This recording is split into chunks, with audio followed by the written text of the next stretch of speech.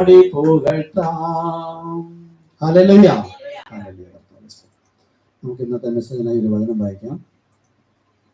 ഞാൻ നേരത്തെ പറഞ്ഞ പോലെ പല ഭാഗത്തു നിന്നാണ് എടുത്തിരിക്കുന്നത്, അതുകൊണ്ട് ഇവിടെ ശ്രദ്ധിക്കാൻ വായിക്കാം. നമ്മൾ ഇന്ന് എടുക്കുന്ന വിഷയം സ്വർഗീയ മണവാളന്റെയും മണവാട്ടിയുടെയും ഭാവിയിലെ അല്ലെങ്കിൽ ഭൂമിയിലെ വീട് എന്ന വചനമാണ്. അത് 2 പത്രോസ് 3-ാമത്തെ അധ്യായത്തിൽ നിന്ന് ചില വാചകങ്ങളാണ്. 2 പത്രോസ് 3-ാമത്തെ അധ്യായം 3 മുതൽ. അവന്റെ പ്രത്യക്ഷതയുടെ വാഗ്ദത്തം എവിടെ?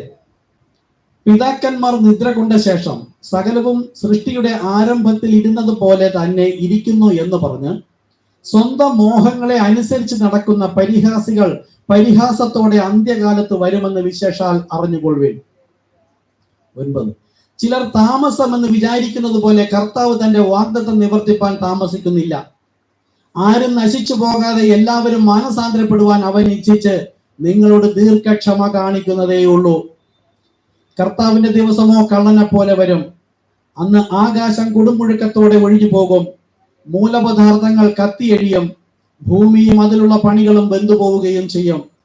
ഇങ്ങനെ ഇവയൊക്കെയും അഴിയുവാനുള്ളതാകയാൽ ആകാശം ചുട്ടെഴിയുവാനും മൂലപദാർത്ഥങ്ങൾ വെന്തുരുകുവാനുമുള്ള ദൈവ ദിവസത്തിന്റെ വരവ് കാത്തിരുന്നും ബന്ധപ്പെടുത്തിയും കൊണ്ട് നിങ്ങൾ എത്ര വിശുദ്ധ ജീവനവും ഭക്തിയുമുള്ളവർ ആയിരിക്കണം. 16.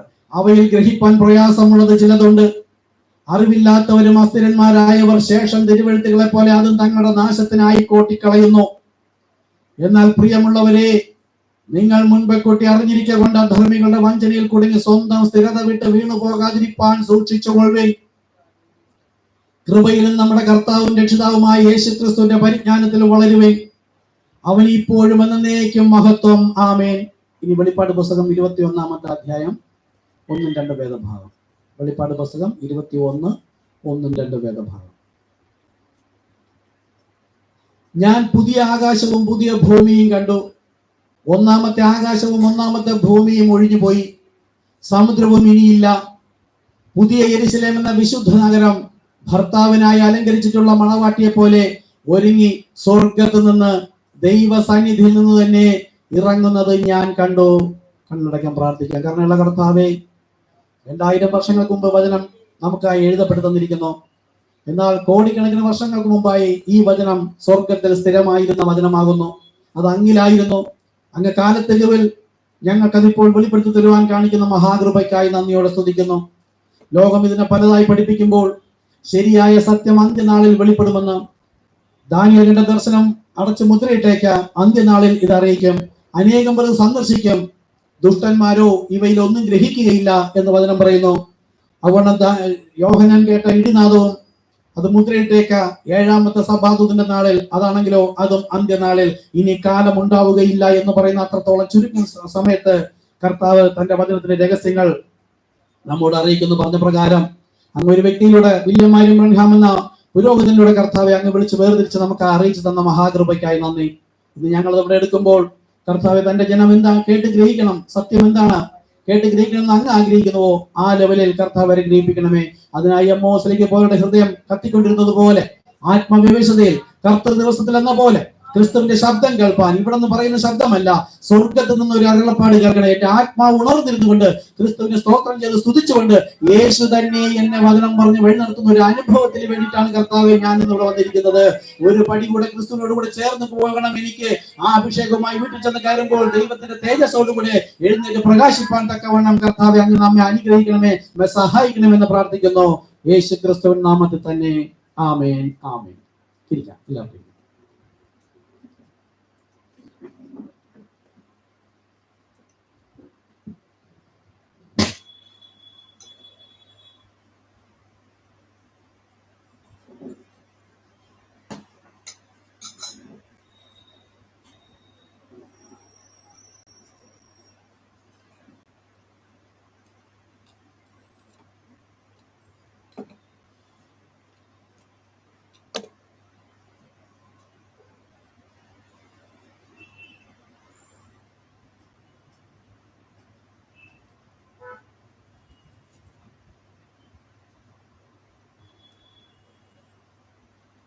Hallelujah, hallelujah.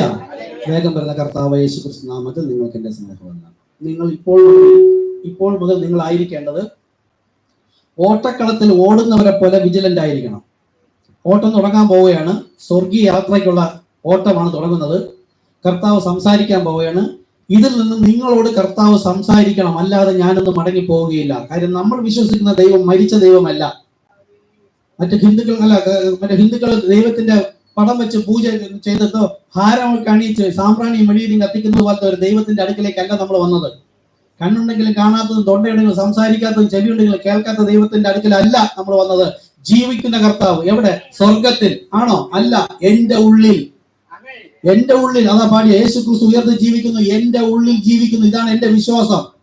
ഒരു ദൈവമേ ഉള്ളൂ, അത് ദൈവം ആത്മാവാണ്. ആ ആത്മാവ് എന്റെ ഉള്ളിൽ ഉണ്ടെന്നാണ് എന്റെ വിശ്വാസമെങ്കിൽ ഹൃദയം കൊണ്ട് വിശ്വസിക്കുന്നതിന് വായു കൊണ്ട് ഏറ്റുപറയണം. സാത്താൻ അത് കേൾക്കണം. ആരോ വെളിപ്പാടില്ലാത്ത എഴുതിയതല്ല, വെളിപ്പാടിലാണ് കെട്ടപ്പെടുന്ന ദൈവത്തിന്റെ സഭ. ആ സഭയിലുള്ള ദൈവത്തിന്റെ വചനം വെളിപ്പാട് തിരിച്ചറിയണം. അപ്പൊ ഇന്ന് നമ്മൾ മത്സര ബുദ്ധിയോടായിരിക്കണം. കർത്താവ് എന്നോട് സംസാരിക്കണം. ബുദ്ധിയിൽ ആരും ആമീൻ ഹല്ലേലൂയ പറയരുത്. എങ്കിൽ എന്താണെന്ന് കേൾക്കാതെ പല നെഗറ്റീവിനും ഇവിടെ പലരും ആമീൻ പറയുന്നു. പരിശുദ്ധാത്മാവാണ് അറിയിപ്പിക്കുന്നതെങ്കിൽ അങ്ങനെ ചെയ്യുമോ? ഇല്ലല്ലോ. അപ്പൊ നെഗറ്റീവിനല്ല, ആത്മാവ് പറയാൻ പോകുന്നതിന് മുമ്പ് തന്നെ നിങ്ങളുടെ ഹൃദയം ഉണർന്നിരിക്കും. അത് പറഞ്ഞ് പകുതിയാവുമ്പോ ആമേ കാര്യം ബാക്കി ഇതിനു മുമ്പ് നിങ്ങളുടെ ഹൃദയത്തിൽ കിട്ടി. കൺവെൻഷൻ സിനിമത്തൊക്കെ നിങ്ങൾ കേട്ടിട്ടുണ്ടായിരിക്കാം. പരിശുദ്ധാത്മാവ് നിറവോടുകൂടെ പറയുമ്പോൾ ഇംഗ്ലീഷിൽ പറയുമ്പോൾ തന്നെ മലയാളത്തിൽ ട്രാൻസ്ലേറ്റ് ചെയ്യുന്നതിന് മുമ്പേ ഗ്രഹിക്കുന്നവരുടെ ഉണ്ട്. ഇംഗ്ലീഷ് അറിയാത്തവരാ, പക്ഷെ ആത്മവിവശതയിലിരിക്കുന്നത്. ഗ്രഹിപ്പിക്കുന്നവൻ കർത്താവാ, പരിശുദ്ധാത്മാവാ. ദൈവം കർത്താവ് തന്നെ സംസാരിച്ചതാ. ആ ആത്മാവ് നമ്മളെ ഗ്രഹിപ്പിക്കാൻ സർവശക്തനാ. ഇപ്പോഴും കർത്താവ് നമ്മെ സഹായിക്കട്ടെ. അപ്പോൾ മത്സര ബുദ്ധിയോടെ ഓട്ടക്കളത്തിൽ ഓടുന്നവരെ പോലെ ഇരിക്കുക. ക്രിസ്തു മുമ്പിൽ നിൽക്കുന്നു. ക്രിസ്തുവിനോടുകൂടെ നമുക്ക് യാത്ര ചെയ്യാം. ആ കർത്താവിന്റെ ശബ്ദം ആര് കേൾക്കും? എന്റെ ആടുകൾ എന്റെ ശബ്ദം കേൾക്കും. ഇന്ന് അങ്ങനെ ഒരു ശബ്ദം കേട്ടില്ലെങ്കിൽ നിങ്ങൾ കർത്താവിനോട് ചോദിക്കണം, എന്താ കർത്താവ് എന്നോട് സംസാരിക്കാത്തത്? വാഗ്ദത്തം ചെയ്തവൻ വിശ്വസ്തൻ, വാക്കുമാറാത്തവൻ, തന്നെക്കാൾ വലിയവനായി മറ്റൊരുവൻ ഇല്ലാത്തത് കൊണ്ട് തന്നെ കൊണ്ട് തന്നെ ഒരു ആണയാൽ ഉറപ്പിച്ചിരിക്കുന്നു. ഇത്രത്തോളം വിശ്വസ്തനം, വിളിച്ചവൻ വിശ്വസ്തന, അവസാനത്തോളം വഴി നടത്തുമെന്ന് പറഞ്ഞിട്ട് ഇടയ്ക്ക് വെച്ചിട്ട് ഇങ്ങനെ സംഘടനാ സഭയിൽ വിടുവിച്ചു കൊണ്ടുവരാൻ മാത്രം ദൈവശബ്ദം കേട്ടിട്ട് ഇതിനകത്തൊന്നും ഇന്നുവരെ കേൾക്കുന്നില്ല എങ്കിൽ ആലോചിച്ച് നോക്കുക. കർത്താവ് നമ്മോട് സംസാരിക്കണം. അതിനാണ് വന്നത്. അതാണ് എൻ്റെ ആത്മാവിന്റെ മന്ന, ഇന്നത്തെ മന്ന. അത് നമ്മൾ പോയിന്റ് ചെയ്യണം. എന്താണെന്ന് കർത്താവ് എന്നോട് സംസാരിച്ചത്. ആത്മവ്യവസ്ഥയിലായിരിക്കുക. കർത്താവ് നമ്മെ സഹായിക്കട്ടെ. ഇപ്പോൾ നമ്മൾ വായിച്ചു, ആകാശം കൊടുമുഴക്കത്തോടെ ഒഴിഞ്ഞു പോകും, മൂലപദാർത്ഥങ്ങൾ കത്തിയെരിയും, വെന്തുരുകും എന്നൊക്കെ പറഞ്ഞതിന്റെ എന്താണ് നമുക്ക് മനസ്സിലായി. ഇതെല്ലാം നോഹയുടെ കാലത്തും ഇതുപോലെ സംഭവിച്ചു. അത് കഴിഞ്ഞപ്പോൾ നോഹ ഒരു പുതിയ ആകാശവും പുതിയ ഭൂമിയും കണ്ടു. എപ്പോൾ കണ്ടു? മഹോദ്രവം കഴിഞ്ഞ ശേഷം. എന്നാൽ ആ കണ്ടത് താൽക്കാലികം. അപ്പോഴും പ്രതികൂലവും പ്രതിയോഗിയും അവിടെ ഉണ്ടായിരുന്നു.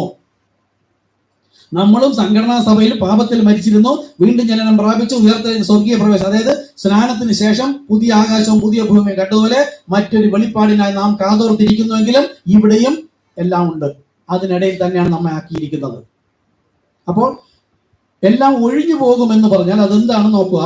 അങ്ങനെ അത് യവന ഭാഷയിൽ, അതായത് ഗ്രീക്ക്, എബ്രായ ഭാഷകളിൽ നമ്മൾ മലയാളത്തിൽ ഒഴിഞ്ഞു പോകും എന്ന് പറഞ്ഞിരിക്കുന്നു. അത് എന്താണെന്ന് നോക്കാം. ആകാശവും ഭൂമിയും ഒഴിഞ്ഞു പോകും എന്നുള്ള ഈ ഒരു വാക്ക് ഒരു അവസ്ഥയിൽ നിന്ന് മറ്റൊരവസ്ഥയിലേക്ക് മാറ്റപ്പെടുന്നു എന്ന് അർത്ഥമാക്കുന്നു. അതായത് ഇപ്പോൾ ഉള്ളതിനെ കത്തിച്ച് പൂർണ്ണമായും അതിനെ നശിപ്പിച്ച ശേഷം പുതിയതൊന്നിനെ സൃഷ്ടിക്കുകയല്ല ദൈവം ചെയ്യുന്നത്. ദൈവത്തിന്റെ സൃഷ്ടിയൊക്കെയും നല്ലത് എന്ന് പറഞ്ഞിരിക്കുന്ന വചനം, ആകാശവും ഭൂമിയും അതിലുള്ളതൊക്കെയും മാറിപ്പോയാലും മാറിപ്പോവില്ല എങ്കിൽ കർത്താവ് സൃഷ്ടിച്ച ഈ ആകാശവും ഗ്രഹങ്ങളും സമ്പൂർണ്ണ ചന്ദ്രനും നക്ഷത്രവും എല്ലാം നമ്മളെ ഉൾപ്പെടെ കൊന്നിട്ടല്ല കർത്താവ് വീണ്ടും ജനിപ്പിച്ചത്. എന്നാൽ ആത്മീകമായ ഒരു മരണം സംഭവിച്ചു. ആത്മീകമായ ഒരു വീണ്ടും ജനനം പ്രാപിച്ചപ്പോഴും നമ്മൾ തന്നെ നമ്മളായിരുന്ന സ്ഥലത്ത് തന്നെ ഇരിക്കുന്നു. എന്നാൽ ഇടം ഒന്ന് മാറി. ഓക്കെ, അപ്പോൾ എന്താണ് അത് അർത്ഥമാക്കുന്നത്? ഒരു അവസ്ഥയിൽ നിന്ന് മറ്റൊരവസ്ഥയിലേക്ക്. ഇതാണ് ഒഴിഞ്ഞു പോകും. ആകാശം ചുട്ടഴിയുവാനും മൂലപദാർത്ഥങ്ങൾ കത്തിയെരുവാനും കൊടും മുഴക്കത്തോടെ ഒഴിഞ്ഞു പോകും എന്ന് പറയുമ്പോൾ ഇതെല്ലാം നീങ്ങിപ്പോകുമെന്ന.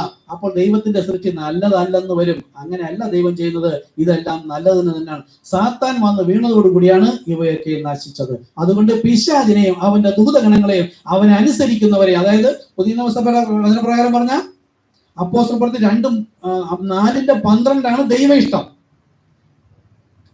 യേശുക്രിസ്തു നാമം, മറ്റൊരു നാമം നൽകിയിട്ടില്ല, അത് ദൈവ ഇഷ്ടം. ഈ നാമം അശേഷം മിണ്ടരുത്, ആരോട് ഉപദേശിക്കരുതെന്ന് പറഞ്ഞ മഹാപുരോഹിതൻ പറഞ്ഞത് സാത്താന്റെ ഇഷ്ടം. ഇത് രണ്ടും എവിടെയിരുന്നു? ഒരേ സഭയിൽ. അപ്പോസ്തലപ്രവൃത്തി 4:12 പറയാൻ ഒരു എളിയ മനുഷ്യനെ ഉപയോഗിച്ചു.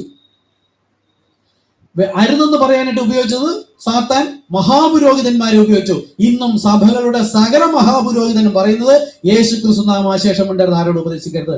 അവിടെ നിന്ന് കർത്താവ് നമ്മെ വിളിച്ച് പുറത്തേക്ക് കൊണ്ടുവന്നത് ദൈവ ശബ്ദം കേൾപ്പിക്കാൻ, പിശാചിന്റെ ശബ്ദമോ ഈ ദുരുപദേശമോ ബൈബിൾ കോളേജിന്റെ ജ്ഞാനം കേൾപ്പിക്കാനല്ല, ദൈവ ശബ്ദം കേൾപ്പിക്കാനെങ്കിൽ അത് വിജിലന്റ് ആയിട്ടിരിക്കുക. കർത്താവ് സംസാരിക്കും. അപ്പോൾ അതും ഒഴിഞ്ഞു പോയിട്ട് കർത്താവ് പുതിയ സ്ഥലത്തേക്ക് നമ്മെ ആക്കി വെച്ചിരിക്കുന്നു. നോക്കൂ, മൂലപദാർത്ഥങ്ങൾ കത്തി എഴിയും എന്ന് പറഞ്ഞാലും ഈ കത്തി എഴിയുന്നത് മൂലപദാർത്ഥം പാപം. അതിന്റെ മൂലപദാർത്ഥം എന്ന് വെച്ചാൽ പിശാച്, അവന്റെ ദൂതഗണങ്ങൾ. അതിനെ കർത്താവ് അഗ്നി കത്തുന്ന ഗന്ധകത്തിൽ ദീപയിലൂടെ എന്നേക്കുമായി അതിനെ നശിപ്പിക്കും. അല്ല, ദൈവത്തിന്റെ സൃഷ്ടിയൊക്കെ ചൂട്ടരിച്ച് ഇങ്ങനെ പലതും കാണിക്കുന്നുണ്ട്. ബൈബിൾ ഇതിന്റെ വെളിപ്പാട് വ്യാഖ്യാനം പഠിപ്പിക്കുന്നവരെ ഒരു ഭൂഗോളവും അതിന്റെ താഴെ വലിയൊരു തീ അഗ്നിയും കാണിച്ചിരിക്കുന്നു. ഭൂമിയെ കത്തിക്കാൻ സമയമായി. അതാ ബൈബിൾ, ഞാൻ പണ്ട് പരിസ്ഥിതി ശുശ്രൂഷയ്ക്ക് പോയപ്പോൾ കൊണ്ടുപോയതാണ്. അവിടെ ചൂള പോലെ കത്തുന്ന ഒരു ദിവസം വരും. അതിനു മുമ്പ് ഏലിയാവിനെ അയക്കുമെന്ന് പറഞ്ഞിരിക്കുന്നു പഴയ നിയമ പുസ്തകത്തിന്റെ അവസാനത്തെ വചനം. എങ്കിൽ ഈ ഭൂമിയെ കത്തിക്കുന്നതിന് മുമ്പ് വരുന്ന ഏലിയാവ് എവിടെ? ആ ചോദ്യം. അപ്പം ഭൂമിയെ കത്തിക്കുന്നതിന് മുമ്പ് ആദ്യം വരുന്നത് ഏലിയാവും, ആ ഏലിയാവിന് ശേഷം വരുന്നത് യഹോവയും. അപ്പോൾ അങ്ങനെ വന്ന ഏലിയാവിന്റെ ആത്മാവോടുകൂടി വന്നവനാണ് ഈ ദൈവത്തിന്റെ വചനം നമുക്ക് വെളിപ്പെടുത്തി തന്നത്. ഓക്കെ, കർത്താവ് സഹായിക്കട്ടെ. ശ്രദ്ധയോടായിരിക്കുക. പഴയ പാണ്ഡിത്യം നമ്മൾ പരിശോധിച്ച് നോക്കുക. ലോകം ഇങ്ങനെ തന്നെയാണോ പഠിപ്പിക്കുന്നത്? അല്ല എങ്കിൽ പിന്നെ അതിനെ പൂർണ്ണമായിട്ട് വിട്ടുകളയുക. ഓക്കെ. എന്നാൽ ഇവയെ ഉന്മൂലനാശം വരുത്തുക എന്നതല്ല അതിന്റെ അർത്ഥം. ഏതിനെ? ദൈവത്തിന്റെ സൃഷ്ടിയെ ഉന്മൂലനാശം വരുത്തുക എന്നതല്ല, പാപത്തെയും അതിന്റെ ഫലത്തെയുമാണ് ഉന്മൂലനാശം വരുത്തുന്നത്. രണ്ടും വ്യത്യസ്തമായി മനസ്സിലാക്കണം. സംഘടനാ സഭകൾ പഠിപ്പിക്കുന്ന ഭൂമിയെ കത്തിക്കും, അതിനുള്ള പണികൾ നമ്മൾ വെച്ച് കെട്ടിരിക്കുന്ന വീടുകളോ അല്ലെങ്കിൽ മാനുഷികമായ നിമ്രോദിന്റെ ഗോപുരമുണ്ടല്ലോ, ഇതുപോലെ ഭൂമിയിൽ കെട്ടപ്പെട്ടിരിക്കുന്ന എല്ലാം നശിപ്പിക്കുമെന്ന് അങ്ങനെയൊന്നും അല്ല. പിശാചും അവനുള്ളതിനെ നശിപ്പിച്ചു കളയും. ഓക്കെ, അതാണ് ഇവിടെ ഉദ്ദേശിക്കുന്നത്. അതായത് ഒന്നുകൂടെ പറഞ്ഞാൽ, ഒരു അവസ്ഥയിൽ നിന്ന് മരിച്ച അവസ്ഥയിൽ നിന്ന് ജീവിക്കുന്ന അവസ്ഥയിലേക്ക്, അതാണ് ഇന്ന് നമ്മൾ. സ്തോത്രം. ഇപ്പോൾ ശ്രദ്ധിക്കുക, ഇത് നിങ്ങൾ വായിക്കുവാൻ ആഗ്രഹിക്കുന്നുവെങ്കിൽ പൗലോസ് ഉപയോഗിച്ചിരിക്കുന്നത് അതിനെക്കുറിച്ച് എടുത്തുകൊള്ളുക. പിന്നെ നിങ്ങൾക്കത് വായിക്കുവാൻ കഴിയും. തീത്തോസ് എഴുതിയ ലേഖനം 3-ാമത്തെ അധ്യായം 5-ാമത്തെ വാക്യത്തിൽ പൗലോസ് ഇതേ ശബ്ദത്തെ തന്നെ ഉപയോഗിക്കുന്നു. തീത്തോസ് 3:5. അതിന്റെ അർത്ഥം മനുഷ്യന്റെ പുനർജനനം എന്നാകുന്നു. അതായത് മനുഷ്യൻ ഒരു പാപിയിൽ നിന്നും ഒരു വിശുദ്ധനായിട്ട് മാറ്റപ്പെടുന്നു. അപ്പോഴും വ്യക്തി അത് തന്നെയാണ്. ആ മനുഷ്യൻ തന്നെ അവന്റെ പാപ ജീവിതത്തിൽ നിന്ന് ദൈവം അവനെ വിശുദ്ധ ജീവിതത്തിലേക്ക് മാറ്റുകയാണ്. അവിടെ നടക്കുന്ന സമ്പ്രദായം എന്താണ്? പാപത്തെ പരിശുദ്ധാത്മാവിന്റെ അഗ്നിയാൽ കത്തിച്ച് കളഞ്ഞിട്ട് എന്ത് ചെയ്യുന്നു? ജീവന്റെ പുതുക്കത്തിൽ മറ്റൊന്നിനെ കൊണ്ടുവരുന്നു, എന്നേക്ക് ജീവിച്ചിരിക്കേണ്ടതിന്. എന്നാൽ ദൈവം ആ പാപത്തെയാണ് ഉന്മൂലനാശം വരുത്തിയത്, ആ വ്യക്തിയെ അല്ല. വ്യക്തിയുണ്ട്, ആത്മാവിൽ വീണ്ടും ജനനം. മനസ്സിലാവുന്നുണ്ടോ? ഇപ്പം വിശ്വാസ സ്നാനം സ്വീകരിക്കുന്നതിന് മുമ്പുള്ള വ്യക്തി തന്നെയാണ് ഞാൻ, നമ്മൾ ഓരോരുത്തരും. പക്ഷെ നമ്മുടെ മൂലപാപം, പാപം എന്നാൽ എന്താണ്? വചനത്തിന്റെ തെറ്റായ വ്യാഖ്യാനവും തെറ്റായ ജീവിതവും, അതൊക്കെയാണ് പാപം, അല്ലെ? ദൈവത്തിന്റെ വചനം ഇങ്ങനെ പറഞ്ഞിരിക്കുന്നു, അതൊന്ന് വ്യത്യസ്തമായത് എന്തും പാപമാണ്. അതിന് ശരിയായ വചനവും ശരിയായ അഭിഷേകവും വന്നപ്പോൾ, ശരി മനസ്സിലാക്കിയപ്പോൾ പഴയതിനെ വിട്ടുപേക്ഷിക്കുന്നു. എന്നിട്ട് നമ്മൾ എന്തെന്നു മരിപ്പിക്കുന്നു, നമ്മളെ തന്നെ പാപസംബന്ധമായി മരിപ്പിച്ചിട്ട് ആരിനാൽ മരിക്കുന്നുവോ അവനോടുകൂടെ കുഴിച്ചിടപ്പെടുന്നതാണ് സ്നാനം. അപ്പൊ പഴയത് മുഴുവൻ കഴിഞ്ഞു പോയി, ഇതാ അത് പുതിയതായി തീർന്നിരിക്കുന്നു. പിന്നെ നമ്മൾ യേശു ക്രിസ്തുവിനോടുകൂടെ യാത്ര ചെയ്യാണ്. അത് ജീവന്റെ പുതുക്കത്തിൽ വഴി നടത്തും. അങ്ങനെ തന്നെയാണ് ഭൂമിയെയും കർത്താവ് ചെയ്യുന്നത്. നോഹയുടെ കാലത്ത് ജലപ്രളയത്താൽ കഴുകി, നമ്മളും സ്നാനം ജലത്താൽ കഴുകി. അത് കഴിഞ്ഞ ശേഷം യേശുക്രിസ്തു വന്ന് 4000 വർഷങ്ങൾക്ക് ശേഷം തന്റെ രക്തത്താൽ അതിനെ ഭൂമിയെ കഴുകി. ആദ്യം ജലത്താൽ കഴുകി നോഹയുടെ കാലത്ത്, അത് കഴിഞ്ഞ് യേശുക്രിസ്തു കാൽവരി ക്രൂശ് ഒഴുകിയ രക്തത്താൽ കഴുകി. അതിനുശേഷം എന്ത് ചെയ്തു? യോഹന്നാൻ പറഞ്ഞ പോലെ പരിശുദ്ധാത്മാവിന്റെ അഗ്നിയാൽ കത്തിച്ചു. അതാണ് പരിശുദ്ധാത്മാവിനെ ഭൂമിയിലേക്ക് അയച്ചു. ഇപ്പോൾ മൂന്നാമത്തെ പ്രോസസ്സ് ഭൂമിയിലല്ല നടന്നത്, ഇപ്പോൾ നടന്നുകൊണ്ടിരിക്കുന്നത് നമ്മിലാണ് നടക്കുന്നത്. ഒന്നാമത്തെ പ്രോസസ്സ് നമ്മൾ ജലത്താൽ കഴുകി. രണ്ടാമത്തെ പ്രോസസ്സ് നമ്മുടെ പാപത്തെ കർത്താവ് യേശുക്രിസ്തു രക്തത്താൽ കഴുകി. മൂന്നാമത്തെ പ്രോസസ്സ് ഇപ്പൊ നമ്മിൽ മാത്രം നടന്നുകൊണ്ടിരിക്കുന്നു. മറ്റു രണ്ടും ഭൂമിയിൽ നടന്നു. നമ്മിൽ മാത്രം എന്താ? ആത്മശുദ്ധീകരണം. പാപത്തെ പരിശുദ്ധാത്മാവിന്റെ അഗ്നിയാൽ, എന്നിലുള്ള പഴയ പാണ്ഡിത്യമാണ്, പഴയ പഠിപ്പിക്കലുകൾ, അതെല്ലാം വിട്ടുപേക്ഷിക്കണം. പുതിയ വീഞ്ഞും പഴയ വീഞ്ഞും ഒരുമിച്ച് വെക്കാൻ പറ്റില്ല. തുരുത്തിയും പൊട്ടി വീഞ്ഞും പാഴാവും. തുരുത്തി എന്താ? ഇപ്പൊ ഇവിടെ ഉദ്ദേശിച്ച് നമ്മുടെ ഹൃദയത്തിൽ ദൈവാത്മാവ് വസിക്കില്ല. പുതിയത് പുതിയത് പുതിയത് അത് മാത്രമായിരിക്കുക. നോക്കുക. എന്നാൽ അത് ഒരിക്കലും നിശേഷം ഉന്മൂലനം ചെയ്തിട്ടില്ല. എന്തുകൊണ്ടാ? നമ്മളിങ്ങനെ വീണ്ടും ജനനം പ്രാപിച്ചിട്ട് എവിടെ കൊണ്ടാക്കിയിരിക്കുന്നത്? ചെന്നായ്ക്കളുടെ ഇടയിൽ കുഞ്ഞാടുകളെ പോലെ കൊണ്ടാക്കിയിരിക്കുന്നു. അതാ കഴിഞ്ഞ പ്രാവശ്യം ഇവിടെ വലിച്ചു പഠിപ്പിച്ചത്.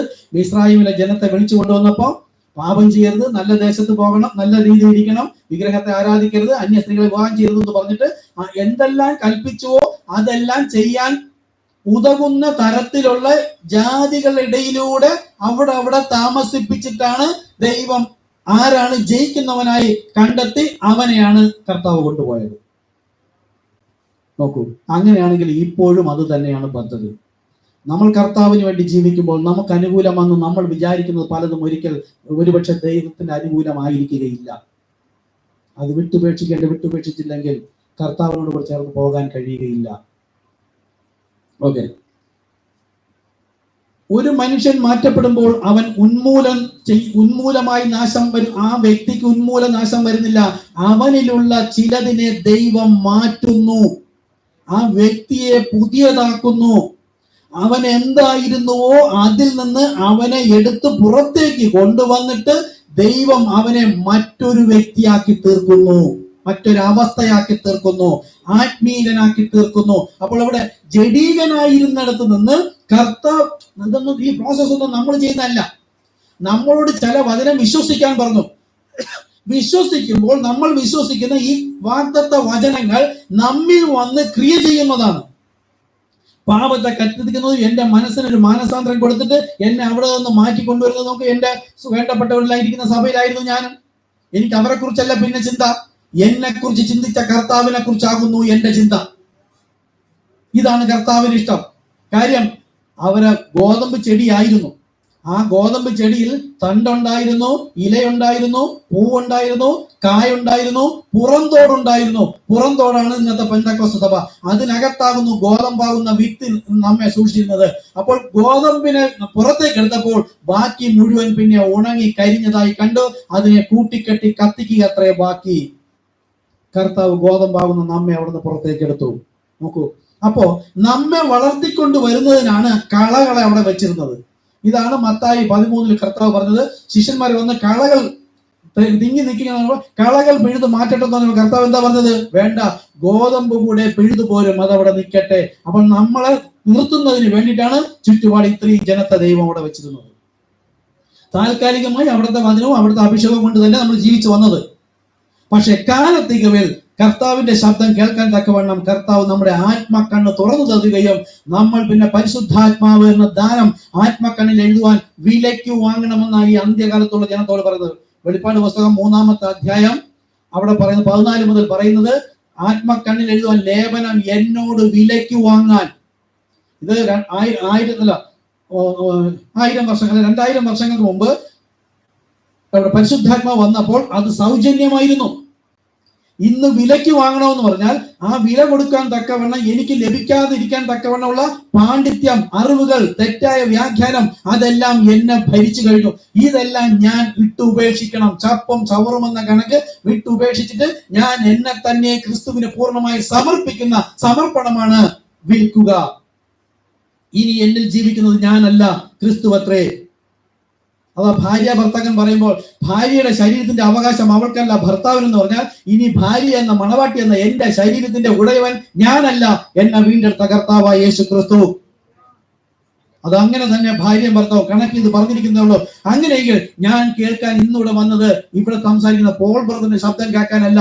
ആ ആത്മമണവാളൻ എന്റെ ഭർത്താവ് എന്നോട് സംസാരിക്കുമെങ്കിൽ ഇന്ന് ആ ദൈവ ശബ്ദം എനിക്ക് കേൾക്കണം. അതാകുന്നു ആട്. ശബ്ദം കേട്ടില്ലെങ്കിൽ നിങ്ങൾ ചോദിക്കുക, കർത്താവെ ആ ശബ്ദം തിരിച്ചറിയാൻ കഴിയാതെ വണ്ണം. നോക്കൂ, ഇപ്പോൾ ഇവിടെ എനിക്ക് എയർടെല്ലിന്റെ സിമ്മാണ് ഇരിക്കുന്നത്. നിങ്ങളുടെയൊക്കെ പല ടൈപ്പ് ആയിരിക്കാം, പല സിമ്മുണ്ട്. എയർടെൽ സിമ്മിലൂടെയാണ് ഒരു കാര്യം അറിയിക്കണമെങ്കിൽ അവർ കൊടുക്കുന്ന സിഗ്നൽ പിടിച്ചെടുക്കുവാൻ തക്കവണ്ണമുള്ള ഒരു സിം എനിക്ക് ഉണ്ടായിരിക്കണം. ഫ്രീക്വൻസി ഇതുവഴി ധാരാളം പോകുന്നു, ധാരാളം റേഡിയോ ശബ്ദം പോകുന്നുണ്ട്, വയർലെസ് പോകുന്നുണ്ട്, ടിവിയുടെ പോകുന്നുണ്ട്, കേബിൾ ടിവിക്ക് ധാരാളം ശബ്ദം ഇവിടെ കടന്നു പോകുന്നുണ്ട്. പക്ഷെ ഈ റിസീവർ എന്തിനു വേണ്ടി വെച്ചിരിക്കുന്നുവോ അത് മാത്രമേ അതിനെ പിടിച്ചെടുക്കുകയുള്ളൂ. ബാക്കി ശബ്ദങ്ങളെല്ലാം ഇവിടെ പൊയ്ക്കൊണ്ടേയിരിക്കും. ഇവിടെ ഒരു പോലീസിന്റെ വയർലെസ് വെച്ചിരുന്ന ടിവിയുടെ ശബ്ദം, റേഡിയോയുടെ ശബ്ദം, FM ശബ്ദം എന്തെങ്കിലും ഉണ്ടാവും. പക്ഷെ പോലീസ് സംസാരിക്കുന്നത് അതിന്റെ വയർലെസ് മാത്രമേ കേൾക്കുകയുള്ളൂ. അതുപോലെ തന്നെ നമ്മുടെ ഉള്ളിലുള്ള ഒരു കോഡാണ് പരിശുദ്ധാത്മാവ്. ഹൃദയത്തിലുള്ള ദൈവ ശബ്ദം കേൾക്കുവാൻ തക്കവണ്ണം നമ്മൾ അത് പൂർണ്ണമായി വെക്കണം കർത്താവിൽ. അവിടെ ഇവിടെയും കൂടെ ആയിരിക്കരുത്. വിട്ടുപേക്ഷിച്ച് ഇവിടെ വരുമ്പോ ഇതൊക്കെ കാണുമ്പോ ഇതാ സഭ, ഒന്നും ഓടം വചനത്തിലേക്ക് പോകണം. യേശു വന്നത് എവിടെ? യേശു ആരോട് കൂടെ വസിച്ചു? എവിടെയാണ് യേശുവിന്റെ ഇടം? അതുപോലെ നോക്കിയാൽ ഈ അന്ത്യകാലത്തും അതുപോലെ ആകുമെന്ന് പറഞ്ഞാൽ ഇപ്പോഴും അങ്ങനെ തന്നെയായിരിക്കും. പക്ഷേ ജീവിക്കുന്ന ദൈവത്തിന്റെ വെളിപ്പാടുണ്ടോ? എന്റെ ആത്മാവിന് ഉണർവ് ലഭിക്കുന്നുണ്ടോ? അതോ വചനത്തിലാണോ? അപ്പോ ദൈവത്തിന്റെ ശബ്ദം കേൾക്കാൻ വന്നെങ്കിൽ അത് കേട്ടിരിക്കും. അതിനു വേണ്ടിയാണ് കാതോർത്തിരിക്കാനുള്ളത്. കർത്താവ് സഹായിക്കട്ടെ. എന്നാൽ ഇപ്പൊ നമ്മൾ തീത്തോസിന് പറഞ്ഞതുപോലെ യേശു അതേ വാക്ക് മത്തായി സുവിശേഷത്തിൽ ഉപയോഗിച്ചിരിക്കുന്നു. അത് മത്തായി 19:22 യേശു അതേ വാക്ക് മത്തായി സുവിശേഷത്തിൽ ഉപയോഗിച്ചിരിക്കുന്നു. പുനർജനനത്തിന്റെ അവൻ പിതാവിന്റെ രാജ്യത്ത് എന്ന പോലെ നിങ്ങളും ഇരിക്കും. മത്തായി സുവിശേഷം എടുക്കാമോ? 28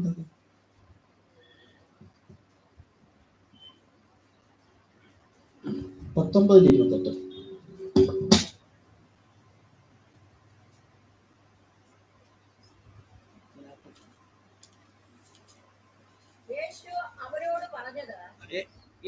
യേശു അവരോട് പറഞ്ഞത്, എന്നെ അനുഗമിച്ചിരിക്കുന്ന നിങ്ങൾ പുനർജനനത്തിൽ മനുഷ്യപുത്രൻ തന്റെ മഹത്വത്തിന്റെ സിംഹാസനത്തിൽ ഇരിക്കുമ്പോൾ നിങ്ങളും 12 സിംഹാസനങ്ങൾ ഇരുന്നു ഇസ്രായേൽ ഗോത്രം 12 ന്യായം വിധിക്കും എന്ന് ഞാൻ സത്യമായിട്ട് നിങ്ങളോട് പറയുന്നു. മത്തായി 19:28. ഞാൻ വായിക്കാം, മൈക്കിലൂടെ ലൈവ് കാണുന്നവരോട്.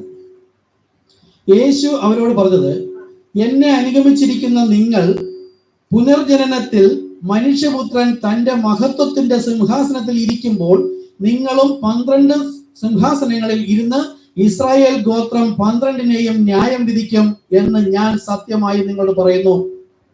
നോക്കൂ, ആരോടാ പറഞ്ഞത്? ഇത് ബൈബിള് ഇതുപോലെ വായിച്ചിട്ട് എന്റേതാണ്, എന്നോടാണ് പറഞ്ഞിരിക്കുന്നതെന്നാണ് എല്ലാവരും വിശ്വസിക്കുന്നത്. ഇത് അപ്പോസ്തലന്മാരോട് മാത്രം പറഞ്ഞതാ. എന്നെ അനുഗമിക്കണം. അങ്ങനെയെങ്കിൽ ഈ അപ്പോസ്തലന്മാര് യേശുവിനെ അനുകരിച്ചു. എന്നാൽ അടുത്ത് നമ്മളോട് ആരെ അനുകരിക്കാൻ പറയണം? യേശുവിനെ. അങ്ങനെയാണോ പറഞ്ഞിരിക്കുന്നത്? അങ്ങനെയല്ല. 1:12 അവിടെ പറയുന്നത്, ഞാൻ ക്രിസ്തുവിന്റെ അനുകാരി ആയിരിക്കുന്നത് പോലെ നിങ്ങൾ എന്റെ അനുകാരി ആകുവേൻ. നമുക്ക് തോന്നാം ഇത് പൗലോസ് പറയണമെന്ന്. വാസ്തവത്തിൽ പൗലോസിനായിട്ട് വചനമില്ല. അങ്ങനെ ഉണ്ടെങ്കിൽ അവിടെ പറയും, ഇത് കർത്താവല്ല, ഞാൻ തന്നെ പറയുന്നു. ഇത് പൗലോസിന്റെ ഉള്ളിൽ നിന്നുകൊണ്ട് ഇതേ കർത്താവ് പറഞ്ഞതാണ്.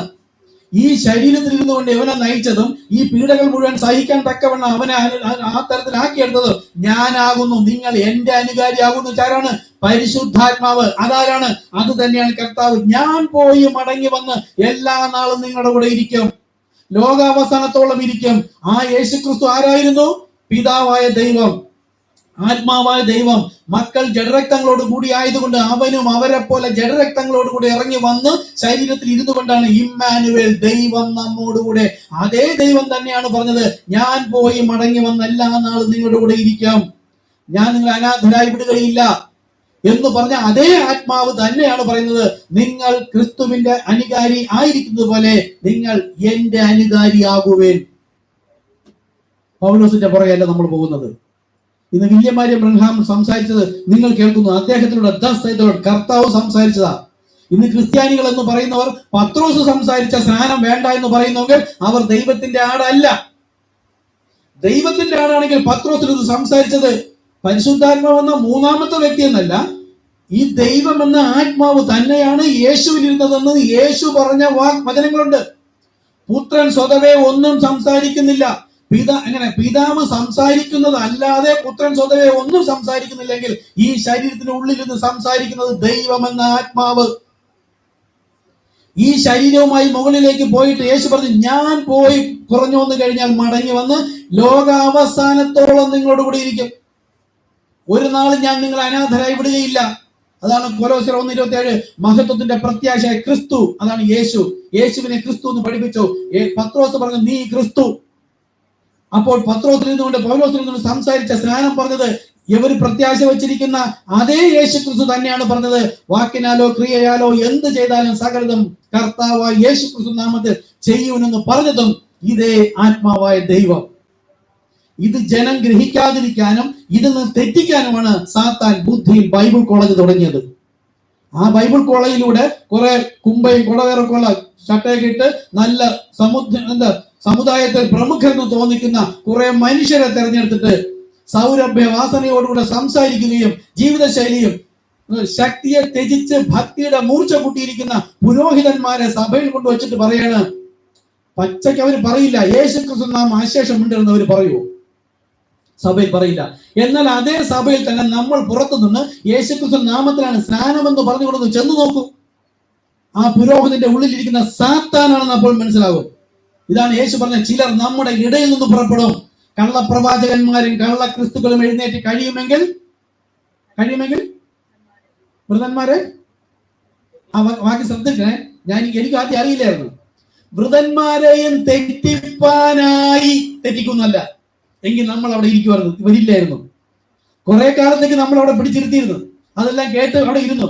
പക്ഷെ ദൈവത്തിന്റെ ആത്മാവ് വന്നപ്പോൾ നമ്മൾ ദൈവശബ്ദം കേട്ടു, അതിന് പിന്നാലെ പോയി. അവർ പറയും നമ്മൾ പോയി നഷ്ടപ്പെട്ടു, എവിടെയോ ഒരു വില്യമൃംഗ അല്ലെങ്കിൽ ഏതോ ഒരു പാസ്റ്റർ കൂടെ സഭ നോക്കും.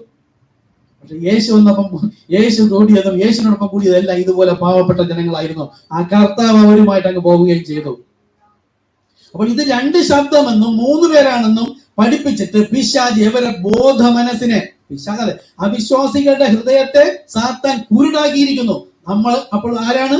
അവിശ്വാസി അല്ല, അവിശ്വാസിയുടെ ഹൃദയത്തെയാണ് കുരുടാക്കിയിരിക്കുന്നത്.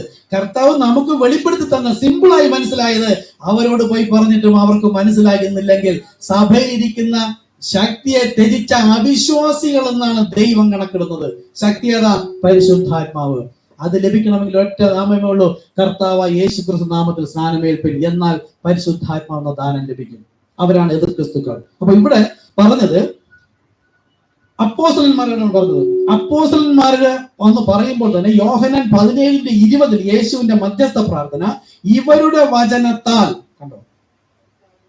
യോഹന്നാൻ 5:15 എന്താണ് അവിടെ പറയുന്നത്? യേശു എന്റെ വചനം കേട്ട് എന്നെ അയച്ചവനിൽ വിശ്വസിക്കുന്നവന് നിത്യജീവനുണ്ട്.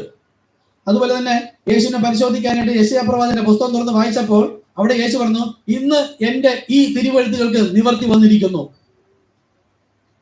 ആവർത്തന പുസ്തകത്തിൽ മശിക വരും മുമ്പേ യഹോവ പറഞ്ഞത്, എന്റെ വചനത്തെ ഞാൻ അവന്റെ നാവിന്മേലാക്കി, ഞാൻ എന്റെ നാമത്തിൽ പറയുന്ന എന്റെ വചനം. അപ്പം ദൈവത്തിന്റെ നാമത്തിലാണ് ഇവിടെ യേശു വന്നത്. ഞാൻ പിതാവിന്റെ നാമത്തിൽ വന്നിരിക്കുന്നു. യഹോവ പറഞ്ഞതോ, അവൻ എന്റെ നാമത്തിൽ പറയും. യേശു പറഞ്ഞു, ഞാൻ എന്റെ പിതാവിന്റെ നാമത്തിൽ വന്നിരിക്കുന്നു. പിതാവെ, നീ എനിക്ക് തന്ന നാമം ഞാൻ ഇവർക്ക് കൊടുത്തിരിക്കുന്നു. അപ്പൊ ദൈവത്തിന്റെ നാമമാണ് കർത്താവായ യേശു ക്രിസ്തു. അപ്പൊ ഒരു ദൈവം പിതാവായിട്ട് വന്നു, പുത്രനായിട്ട് വന്നു, പരിശുദ്ധാത്മാവായിട്ട്. 3 വ്യക്തികളാണെങ്കിൽ യേശു നാമങ്ങളിൽ സ്നാനപ്പെടണമെന്ന് പറയും. ഒരുവനാണെന്ന് മനസ്സിലായതുകൊണ്ടാണ് കർത്താവായ യേശു ക്രിസ്തു. ഈ യേശു തന്നെയാണ് കർത്താവെന്ന സൃഷ്ടികർത്താവ്. ഈ യേശു തന്നെയാണ് പരിശുദ്ധാത്മാവെന്ന ക്രിസ്തു. ഇത് വെളിപ്പെടുന്നവനാണ് ദൈവസഭ തുടങ്ങുവാനുള്ളത്. അതുകൊണ്ടാണ് പത്രോസ് യേശുവിനെ കർത്താവെ എന്ന് വിളിച്ചിട്ടുണ്ട്. ആ യേശു പത്രോസിനോട് ചോദിക്കുകയാണ്, നിങ്ങൾ എന്നെ കുറിച്ച് എന്ത് പറയുന്നു? മനുഷ്യർ എന്തു പറയുന്നു എന്ന് എനിക്കറിയണ്ട. പിതാവ് ആകർഷിച്ച് പുത്രന്റെ അടുക്കിലേക്ക് വന്ന നിങ്ങൾ എന്നെ കുറിച്ച് എന്തു പറയുന്നു? അവൻ പറഞ്ഞു, നീ ക്രിസ്തു. ജഡരക്തങ്ങളല്ല നിനക്ക് വെളിപ്പെടുത്തി. അതായത് ഇങ്ങനെ ഇത് നോക്കി ആശ്ചര്യം നോക്കിയാൽ ഇന്നും നമുക്ക് ഉൾക്കൊള്ളാൻ പറ്റില്ല. പുത്രനാണ് പിതാവ് എന്ന് നോക്കിയാൽ നമുക്ക് ഉൾക്കൊള്ളില്ല. പുത്രനാണ് പരിശുദ്ധാത്മാവെന്ന് പറഞ്ഞാൽ ഉൾക്കൊള്ളില്ല. എന്നാൽ അതിന്റെ ആത്മീയ നാമം എടുത്താൽ യേശുവാണ് സൃഷ്ടികർത്താവെന്നും യേശുവാണ് പരിശുദ്ധാത്മാവെന്നും വിശ്വസിക്കുന്നവനാണ് പിതാവെന്നെ വെളിപ്പെടുത്തുന്നത്. സ്വർഗസ്ഥനായ നിന്റെ ജഡരക്തങ്ങളല്ല, സ്വർഗസ്ഥനായ എന്റെ പിതാവ് അത്രേ. ഈ വെളിപ്പാടിന്മേൽ ഞാൻ എന്റെ സഭയെ പണിയുന്നു എന്ന് പറഞ്ഞാൽ ദൈവത്തിന്റെ കൽപ്പനയ്ക്ക് വിരുദ്ധമായിട്ട് ഇത് 3 പേരെന്ന് പറഞ്ഞിട്ട് ഇവർക്ക് സഭ തുടങ്ങാൻ ആരാ അധികാരം കൊടുത്തത്? പിശാച്. യേശു, ഈ പിതാവ് പുത്രൻ പരിശുദ്ധാത്മാവ് അത് ഒരുവനാണ് കർത്താവ് യേശു ക്രിസ്തു എന്ന് വെളിപ്പെട്ടവനെ കൊണ്ടാണ് ദൈവം തന്റെ സഭയെ പണിയുന്നത്. ആ സഭയിലുള്ള ജനങ്ങളെയാണ് പാതാള ഗോപുരം ജയിക്കാത്തത്. അപ്പോൾ ഇന്ന് കത്തോലിക്ക മുതൽ പെന്തക്കോസ്തലിൽ ഇരിക്കുന്ന പുരോഹിതന്മാരെ കണ്ടിട്ട് സ്തോത്രം പാസ്റ്ററെ ബഹുമാനത്തോടെ നിൽക്കണമെങ്കിൽ അവൻ എതിർ ക്രിസ്തുവാണ്. നിങ്ങൾ ബഹുമാനിച്ചോ, പ്രായത്തിനനുസരിച്ചോ, പുരുഷനോ സ്ത്രീ ആരെയോ ബഹുമാനിച്ചോ, പക്ഷെ അവൻ ദൈവപുരുഷനാണ്, ദൈവദാസനാണെന്നല്ല, അവൻ സാത്താന്റെ ദാസനാണ്, എതിർ ക്രിസ്തുവാണ്. ഭൂതങ്ങളുടെ മേശയിലും ദൈവത്തിന്റെ മേശയിലും ഒരേപോലെ ഓഹരിക്കാരാകരുത്. തിരിച്ചറിയണം അവരാരാണെന്ന്. എന്റെ പപ്പയായാലും അമ്മയായാലും സഹോദരങ്ങളായാലും ഭാര്യയായാലും ഭർത്താവായാലും അവരെ ഉള്ളിലിരിക്കുന്നത് എതിർ ക്രിസ്തുവാണ്. പരിധി വരെ പറഞ്ഞുകൊണ്ടേയിരിക്കുക. അപ്പൊ ദൈവസഭ തുടങ്ങുവാൻ അനുവാദമുള്ളത് ഈ പിതാവ് പുത്രൻ പരിശുദ്ധാത്മാവ് എന്ന് പറയുന്നത് കർത്താവായ യേശു ക്രിസ്തു എന്ന ഒറ്റ അടിസ്ഥാനം. എന്നിൽ കായ്ക്കാത്ത കൊമ്പൊക്കെയും പിതാവ് വെട്ടിത്തീയിടും. ഇതിൽ പണിയാതെ വൈക്കോലിലും മറ്റു പലതിലും പണിയുന്നത് പോലെ സഭകൾ പണിതിരിക്കുകയാണ്. പാതാള ഗോപുരം ജയിക്കുന്ന സഭയാ. അത് ദൈവം തകർത്ത് കളയും. അതുകൊണ്ട് സുവിശേഷം അറിയിക്കാൻ താല്പര്യമുള്ളവർ വേണ്ടപ്പെട്ടവരോട് അറിയിക്കുക. യേശു തന്നെ കർത്താവ് എന്ന് പത്രോസ് പറഞ്ഞു. യേശു തന്നെ ക്രിസ്തു എന്ന് പറഞ്ഞപ്പോൾ അത് തന്നെയാണ്, അതായത് യേശു തന്നെയാണ് പിതാവ്. നിത്യപിതാവ് യേശു അല്ലേ? ഈ ബൈബിളിൽ എഴുതി വെച്ചിരിക്കുന്നവർ പറയുന്നില്ലേ? ഈ ഇമ്മാനുവൽ അവൻ തന്നെ നിത്യപിതാവ്. ഒരു പിതാവേ ഉള്ളൂ, അവൻ തന്നെയാണ് പരിശുദ്ധാത്മാവെന്ന ക്രിസ്തു. ക്രിസ്തുവിന്റെ സഭ എന്നല്ലേ പറയുന്നത്, അതായത് ദൈവത്തിന്റെ സഭ. അപ്പൊ അങ്ങനെ സഭ തുടങ്ങാൻ പറഞ്ഞപ്പോൾ ഇതിനെ ധിക്കരിച്ചിട്ട് നമ്മൾ ചെന്ന് പറയുമ്പോൾ ഇന്നും നമ്മൾ പിശാച് എന്ന് പറയുന്ന ഇവരെ സഭ തുടങ്ങാൻ താല്പര്യപ്പെടുന്നത് ആര്? പിശാച്, എതിർ ക്രിസ്തു. ഇതെങ്കിലും ഒന്ന് പറഞ്ഞു കൊടുത്തിട്ട് അവരെ രക്ഷയിലേക്ക് ഒന്ന് കൊണ്ടുവരാൻ. ഇത്രയും പറഞ്ഞാൽ സിമ്പിളായിട്ട് യേശുവിനെ പത്രോസ് കർത്താവ് എന്ന് വിളിച്ചു. ഇനി അടുത്ത് ചോദിച്ചപ്പോൾ യേശുവാണ് കർത്താവ് എന്ന് അവർക്ക് അറിയാം. യേശുവാണ് ക്രിസ്തു എന്ന് അറിയില്ലായിരുന്നു. അതാണ് ചോദിച്ചത്, നിങ്ങൾ എന്നെ ആർ എന്ന് പറയുന്നു? സ്വർഗസ്ഥനായ പിതാവ് വെളിപ്പെടുത്തുന്നു, നീ ക്രിസ്തു. ഈ വെളിപ്പാടിന്മേൽ, ഈ പാറമേൽ ഞാൻ എന്റെ സഭയെ പണിയും. അതുപോലെ തന്നെയാണ് ഈ പാറകൾ നിങ്ങൾ നിലവിളി സ്തോത്രം കൊടുത്തില്ലെങ്കിൽ ഈ പാറകൾ സ്തുതിക്കുമെന്നോ. ഈ പാറയിൽ നിന്ന് കർത്താവിന് അബ്രഹാമിന്റെ സന്ദേഹം പറഞ്ഞപ്പോ അത് താഴെ വന്നപ്പോ പറയുന്നത്, ഈ പാറയിൽ നിന്ന് കർത്താവ് തന്റെ ജനത്തെ, അതെങ്ങനെ വചനങ്ങനെയത്? ഈ പാറയിൽ നിന്ന്, അത് പെട്ടെന്ന് മറന്നുപോയി, പണിയുന്നുണ്ട്. അതല്ല, കല്ലുകൾ ആർത്ത് വിളിക്കുമെന്ന് പറയുന്നില്ലേ? കല്ലുകൾ ആർത്ത് വിളിക്കുന്ന ഈ പാറയിൽ നിന്ന് കർത്താവ് സഭയെ പണിയുന്നുണ്ട്. അപ്പൊ മറന്നുപോയി. ഓക്കെ, എന്ന് വെച്ചാൽ എന്താണെന്ന് അറിയുമോ? ഈ കല്ലുകൾ ആർത്ത് വിളിക്കുമെന്ന് പറഞ്ഞാൽ ദൈവം വിളിച്ചു വേർതിരിച്ച യഹൂദൻ ജനം, ഇസ്രായേൽ ജനം, അവര് ദൈവത്തെ സ്തുതിച്ചില്ലെങ്കിൽ പുറത്ത് കിടന്ന ജാതികളായ നമ്മളാണ് കല്ലുകൾ. ഏത് കല്ല്? വലിയൊരു മല, അത് മുഴുവനും ഒറ്റ പാറയാണെങ്കിൽ അതിനെ കല്ലെന്ന് പറയില്ല. അതിൽ നിന്ന് അടർന്നു വീഴുന്ന ചില ഭാഗങ്ങളെയാണ് കല്ലെന്ന് പറയുന്നത്. ഈ പാറയാണ് ക്രിസ്തു. ആ പാറ ക്രിസ്തു ആയിരുന്നു. ആ ക്രിസ്തു എന്ന പാറയുടെ ശരീരത്തിന്റെ ഭാഗമായ കല്ലുകളാണ് നമ്മൾ ഓരോരുത്തരും. ഈ കല്ലുകളെ കുറിച്ചാണ് കർത്താവ് എന്ന് പറഞ്ഞത്. ഈ കല്ലുകൾ ആർക്കും ദൈവം തിരഞ്ഞെടുത്ത സ്വാഭാവിക കൊമ്പുകൾ അവർ തെറ്റിപ്പോയപ്പോൾ സ്വഭാവത്തിന് വിരുദ്ധമായി കാട്ട് മരമായ നമ്മെ നല്ല ഒലിവ് മരത്തോട് ഒട്ടിച്ചിരിക്കുകയാണ്.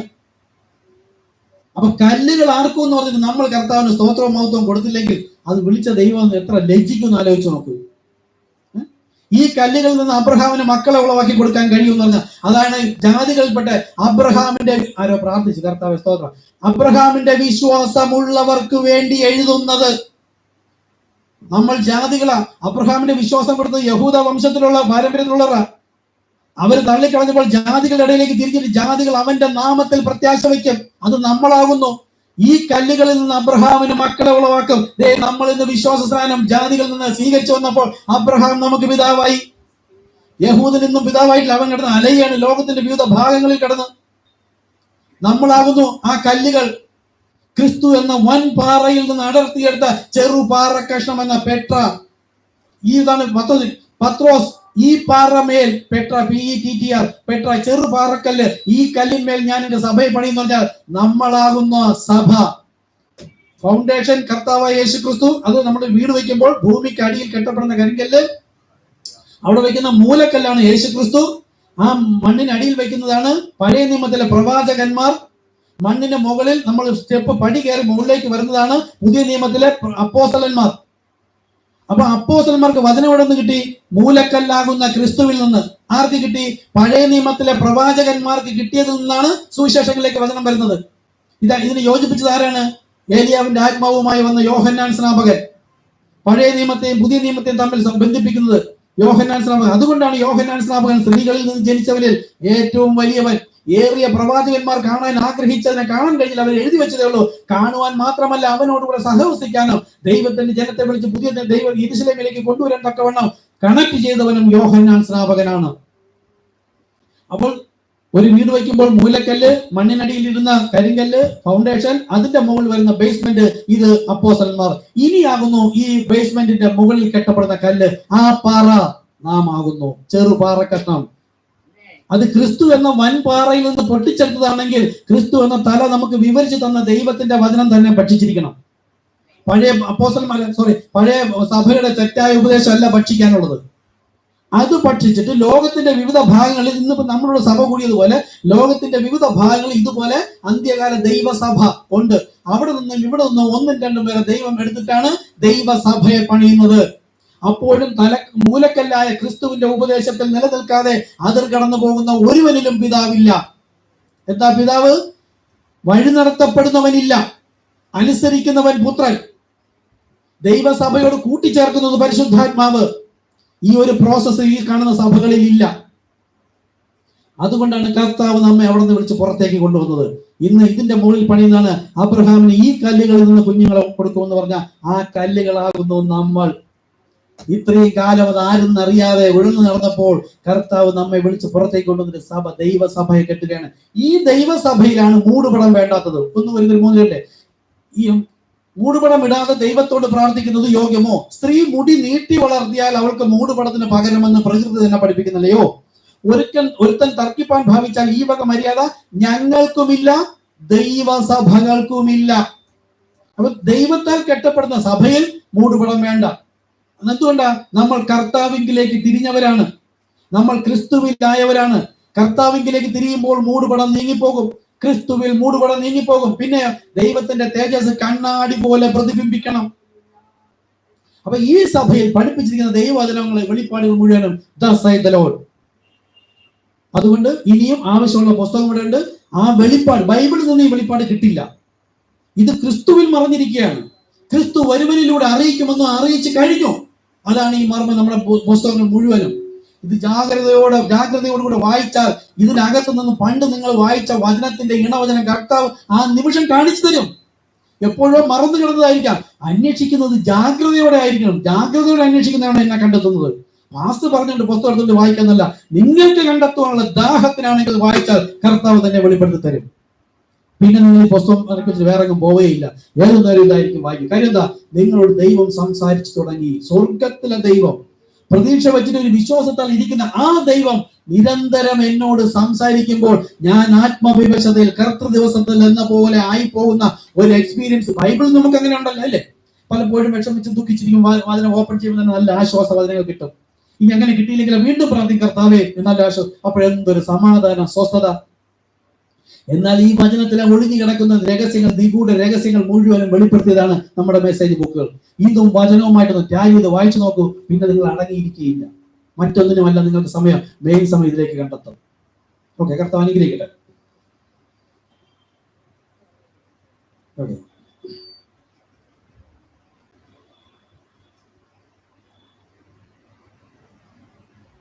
ഇതേ കാര്യം തന്നെ ലാസറിന്റെ കാര്യത്തിൽ യേശു പറഞ്ഞു, അവനെ കെട്ടഴിപ്പേൻ, അവനെ പുറത്തേക്ക് കൊണ്ടുവരുവിൻ, അവൻ പോകട്ടെ. നമ്മളും സംഘടനാ സഭയിൽ കെട്ടപ്പെട്ടിരുന്നു, ലോക സംബന്ധമായി കെട്ടപ്പെട്ടിരുന്ന നമ്മെ വിടുവിച്ചതുപോലെ ലാസർ നിദ്രയിലായിരുന്നു. നമ്മളും മരിച്ചവരല്ല, നിദ്രയിലായിരുന്നു. ഈ ദൈവിക വചനങ്ങൾ വെളിപ്പാട് ഗ്രഹിക്കാൻ കഴിയാത്ത തരത്തിൽ ഒരു നിദ്രയിലായിരുന്നു. അവിടെ നിന്ന് കെട്ട് പൊട്ടിച്ചിട്ട് ലാസറിനെ ഉയർപ്പിച്ച് കൊണ്ടുവന്നതുപോലെ നമ്മയും അവിടെ നിന്ന് പുറത്തേക്ക് കൊണ്ടുവന്ന് ആത്മാവിനാൽ മരിപ്പിച്ചിട്ട്, പഴയതിനെ മരിപ്പിച്ചിട്ട് പുതുജീവൻ തന്ന് നമ്മളെ വീണ്ടെടുത്ത് കൊണ്ടുവരികയാണ്. ഇതാണ് യേശുവോട് പറഞ്ഞത്. എന്താണ് ഇത് അർത്ഥമാക്കുന്നത്? ഭൂമി സാത്താന്റെ പിടിയിൽ നിന്നും അഴിക്കപ്പെടുന്നതാണ്. അത് അഴിക്കപ്പെടുക തന്നെ ചെയ്യും. എന്താണ് അഴിക്കപ്പെടേണ്ടത്? രാഷ്ട്രീയം നിങ്ങളിൽ നിന്ന് അഴിക്കപ്പെടണം. കണ്ടല്ലോ, ഒരു രാഷ്ട്രീയത്തോടും ചായ്വ് വയ്ക്കരുത്.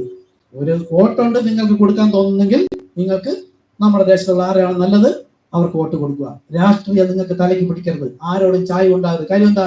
അവനെ നയിക്കുന്നത് ആരാ? പിശാച. കുതികാൽ വെട്ടുന്നവനാ. തന്ത്രം. എങ്ങനെയും ആരെയും പറ്റിച്ചും വഞ്ചിച്ചും എങ്ങനെയും സമ്പാദിക്കണം, സമൂഹത്തിൽ പേരെടുക്കണം. അവനുമായി ഒരു ചായവും മാറി വയ്ക്കരുത്. യഹോവയുടെ പക്ഷത്തുള്ളവൻ മാറി നിൽക്കട്ടെ. അവിടെയും ഇവിടെയും കൂടെ ചായ വയ്ക്കരുത്.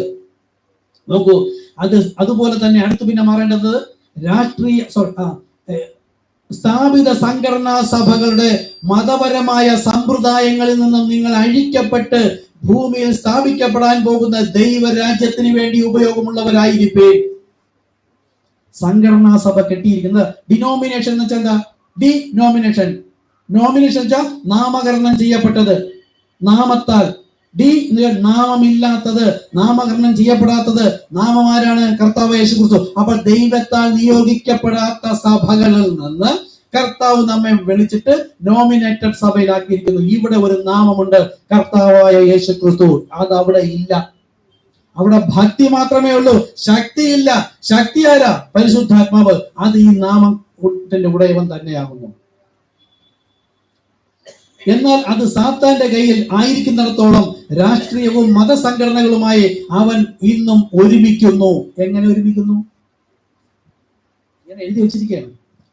ഈ സംഘടനാ സഭയുടെ കൺവെൻഷനുകളിൽ രാഷ്ട്രീയക്കാരെ വിളിക്കുന്നില്ല. ഇപ്പം നമ്മളൊരു ട്രാക്ക് കൊടുക്കാൻ പോകുന്ന എത്രയോ സ്ഥലങ്ങളിൽ പ്രമുഖരായ രാഷ്ട്രീയ നേതാക്കന്മാർ വന്ന് പ്രസംഗിച്ചിട്ട് സുവിശേഷവും പറയും.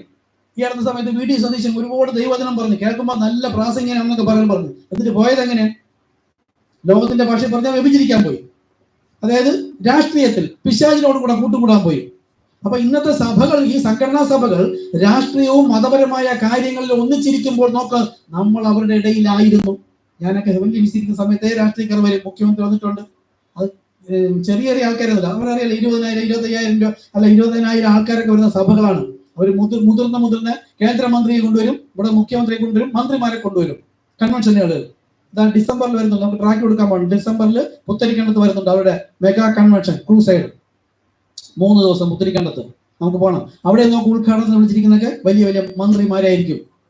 അവരുമായി ഇടകലരരുതെന്ന് ഇതാ ദാനിയേൽ കണ്ട ദർശനത്തിന്റെ പാദം. കളിമണ്ണും ഇരുമ്പും, ഇരുമ്പ് രാഷ്ട്രീയം, കളിമണ്ണും മതം, ഇത് തമ്മിൽ ചേരില്ല. പക്ഷെ അന്ത്യനാളിൽ ചേരുമെന്ന് പഠിപ്പിക്കുന്ന ഈ പെന്തക്കോസ്ത് സഭകൾ തന്നെ എക്യൂമെനിക്കൽ കൗൺസിലിൽ രജിസ്ട്രേഷൻ ചെയ്തിട്ട് അവരും ഈ രാഷ്ട്രീയ നേതാക്കന്മാര്. എന്നിട്ടോ കർണരസമാകുമാറ് കിഴവിക്കഥകൾ പറഞ്ഞുകൊണ്ടിരിക്കുകയാണ്. ആത്മാവിൽ ദരിദ്രരായവർ അവിടെ ഉണ്ടായിരുന്നെങ്കിൽ ദൈവത്തിന്റെ വചനത്തിനായി കാതോർക്കുമായിരുന്നു. അവർക്കത് മതി. ഓക്കെ, അപ്പോ ഈ അന്ത്യനാളിൽ ഇതെല്ലാം കൂട്ടുകെട്ടും. എന്നാലോ അവന്റെ സ്വന്തമായവരെ അവൻ അതിൽ നിന്ന് വേർപെടുത്തുക തന്നെ ചെയ്യും. എത്ര വലിയ ഭാഗ്യമാണ് നമ്മൾ അറിയാതിരിക്കുക കർത്താവ് നമ്മെ വിളിച്ച് വേർതിരിച്ചത്. എന്നാൽ ഞാൻ ഒരിക്കൽ അവന്റെ സ്വത്തായിരുന്നു, എന്നാൽ ഇപ്പോഴല്ല. അന്ന് അവന്റെ സ്വത്തായിരുന്നു. ഒരിക്കൽ കിണറ്റികരിലെ ആ സ്ത്രീയും ഇവരെ പോലെ അവന്റെ സ്വത്തായിരുന്നു, എന്നാൽ ഇപ്പോൾ അല്ല. എങ്ങനെയാണ് അവൾക്ക് പിടികിട്ടിയത്? ഇത് മഷികയാണെന്ന് അവൾക്ക് പിടികിട്ടിയത് ഒറ്റ കാര്യത്തിലാണ് പിടികിട്ടിയത്. അവളുടെ ഹൃദയ രഹസ്യം വെളിപ്പെടുത്തി. നിന്റെ ഭർത്താവിനെ വിളിച്ചോണ്ടിരാൻ പറഞ്ഞപ്പോൾ അവൾ പറഞ്ഞു, എനിക്ക് 5 ഭർത്താവുണ്ട്. കർത്താവ് പറഞ്ഞു, അതെ, നിനക്ക് 5 ഭർത്താവുണ്ട്, ഇപ്പോഴുള്ളതും നിന്റെ ഭർത്താവല്ല. അപ്പോൾ അവൾ ഹൃദയത്തിൽ ഒളിപ്പിച്ചു വെച്ച ഒരു രഹസ്യം ഈ വന്ന മഷിക വിളിച്ചു പറഞ്ഞപ്പോൾ ഈ പള്ളിപ്രമാണിമാർ മയക്ക് കെട്ടി വിളിച്ചതാണ് ഇവള് കേട്ടത്. ഇവൾക്ക് പള്ളിക്കകത്ത് പ്രവേശനമില്ല. ഹൃദയരഹസ്യം വെളിപ്പെടുത്തുന്നത് യഹോവ എന്നൊരു വാക്ക് അവരുടെ ഹൃദയത്തിൽ ഉണ്ടായിരുന്നു. അതുകൊണ്ട് ഈ ശരീരധാരിയായി മലാഖി 3:1 പറഞ്ഞതുപോലെ നിങ്ങൾ അന്വേഷിക്കുന്ന നിയമദൂതനും കർത്താവുമായവൻ തന്റെ മന്ദിരത്തിലേക്ക്, അതായത് ശരീരത്തിലേക്ക് വരും. മക്കൾ ജഡരക്തങ്ങളോട് കൂടിയായതുകൊണ്ട് അവനും അവരെ പോലെ ജഡരക്തങ്ങളോട് കൂടിയവനാണ്. എന്റെ മുമ്പിൽ നിൽക്കുന്നവൻ യഹോവയാണെന്ന് വെളിപ്പെട്ടപ്പോൾ അവൾ പറഞ്ഞു, ഞാൻ ചെയ്തതൊക്കെയും എന്നോട് പറഞ്ഞ ഒരുവനെ ഞാൻ കണ്ടു, വന്നു കാൺമീൻ. യേശു പറഞ്ഞു, ഞാൻ അവൻ തന്നെ. ഈ പ്രത്യാശ വെച്ചിരിക്കുന്ന ഈ യഹോവ രക്ഷകൻ എന്ന് പറയുന്നവൻ ഞാൻ തന്നെ. ഈ കിണറ്റിയറിലെ സ്ത്രീയോട് പറഞ്ഞതുപോലെയല്ലേ യേശു പരീശന്മാരോട് പറഞ്ഞത്? യോഹന്നാൻ 8-ാം അധ്യായം വായിച്ചു നോക്കുക. ആ കല്ലറിയാൻ കൊണ്ടുവന്ന സ്ത്രീയുടെ കാര്യങ്ങൾ കഴിഞ്ഞ വായിച്ചു നോക്കുക. എന്ത് വ്യക്തമായി പറയുന്നു. അവർക്കൊന്നും മനസ്സിലാകുന്നില്ല. ഇന്ന് നമ്മുടെ വേണ്ടപ്പെട്ടവരും വലിയ സഭകളിൽ ഇരിക്കുമ്പോൾ എളിയ ഒരു യോഗ്യതയില്ലാതെ നമ്മെ കർത്താവ് വിളിച്ച് പുറത്തേക്ക് കൊണ്ടുവന്നിട്ട് ഈ നിസ്സാരമല്ല, വളരെ മർമ്മം ഇത് അവരോട് പറയുമ്പോൾ അവർ നമ്മെ നോക്കി പുച്ഛിക്കുന്നത് പോലെ തന്നെയല്ലേ ഈ ഇവിടെ നടന്നിരിക്കുന്നത്. കിണറ്റിയിലെ സ്ത്രീക്ക് മനസ്സിലായി ഇത് അവൾ പ്രതീക്ഷ വെച്ചിരുന്ന, അവർ വിളിച്ചു പറയുന്ന, എന്നാൽ അവർക്ക് ഗ്രഹിക്കാൻ കഴിയാത്തവനാണ് എന്റെ മുമ്പിൽ. ഞാൻ പാപികളെ തേടി എത്രയോ വന്നത്. അവൾ നിന്നിടത്ത് പോയി. അപ്പോൾ അതിന് ഇടങ്കോലാവാതിരിക്കാൻ കൂടെ ഉണ്ടെന്ന് പറഞ്ഞ ശിഷ്യന്മാർ അന്ന് പാകമായില്ല. അതുകൊണ്ടാണ് കർത്താവ് അവരെ പറഞ്ഞത് ആഹാരം വാങ്ങിക്കാൻ പറഞ്ഞു വിട്ടത്.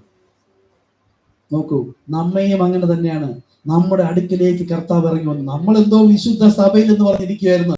കർത്താവ് നമ്മെ തേടി വന്നു. എവിടെയായിരുന്നോ നാം അവിടെ തേടി വന്നു. ഹല്ലേലൂയ. ഇന്നലെ ഞാൻ വാട്സാപ്പിൽ സംസാരിച്ചൊരു സംഭാഷണത്തിൽ ആരെങ്കിലും കേട്ടോ? നമ്മുടെ ചർച്ച് ഗ്രൂപ്പിൽ ഇട്ടിട്ടുണ്ട്. സിസ്റ്റർ കേട്ടായിരുന്നോ? പറഞ്ഞിട്ടുണ്ട്.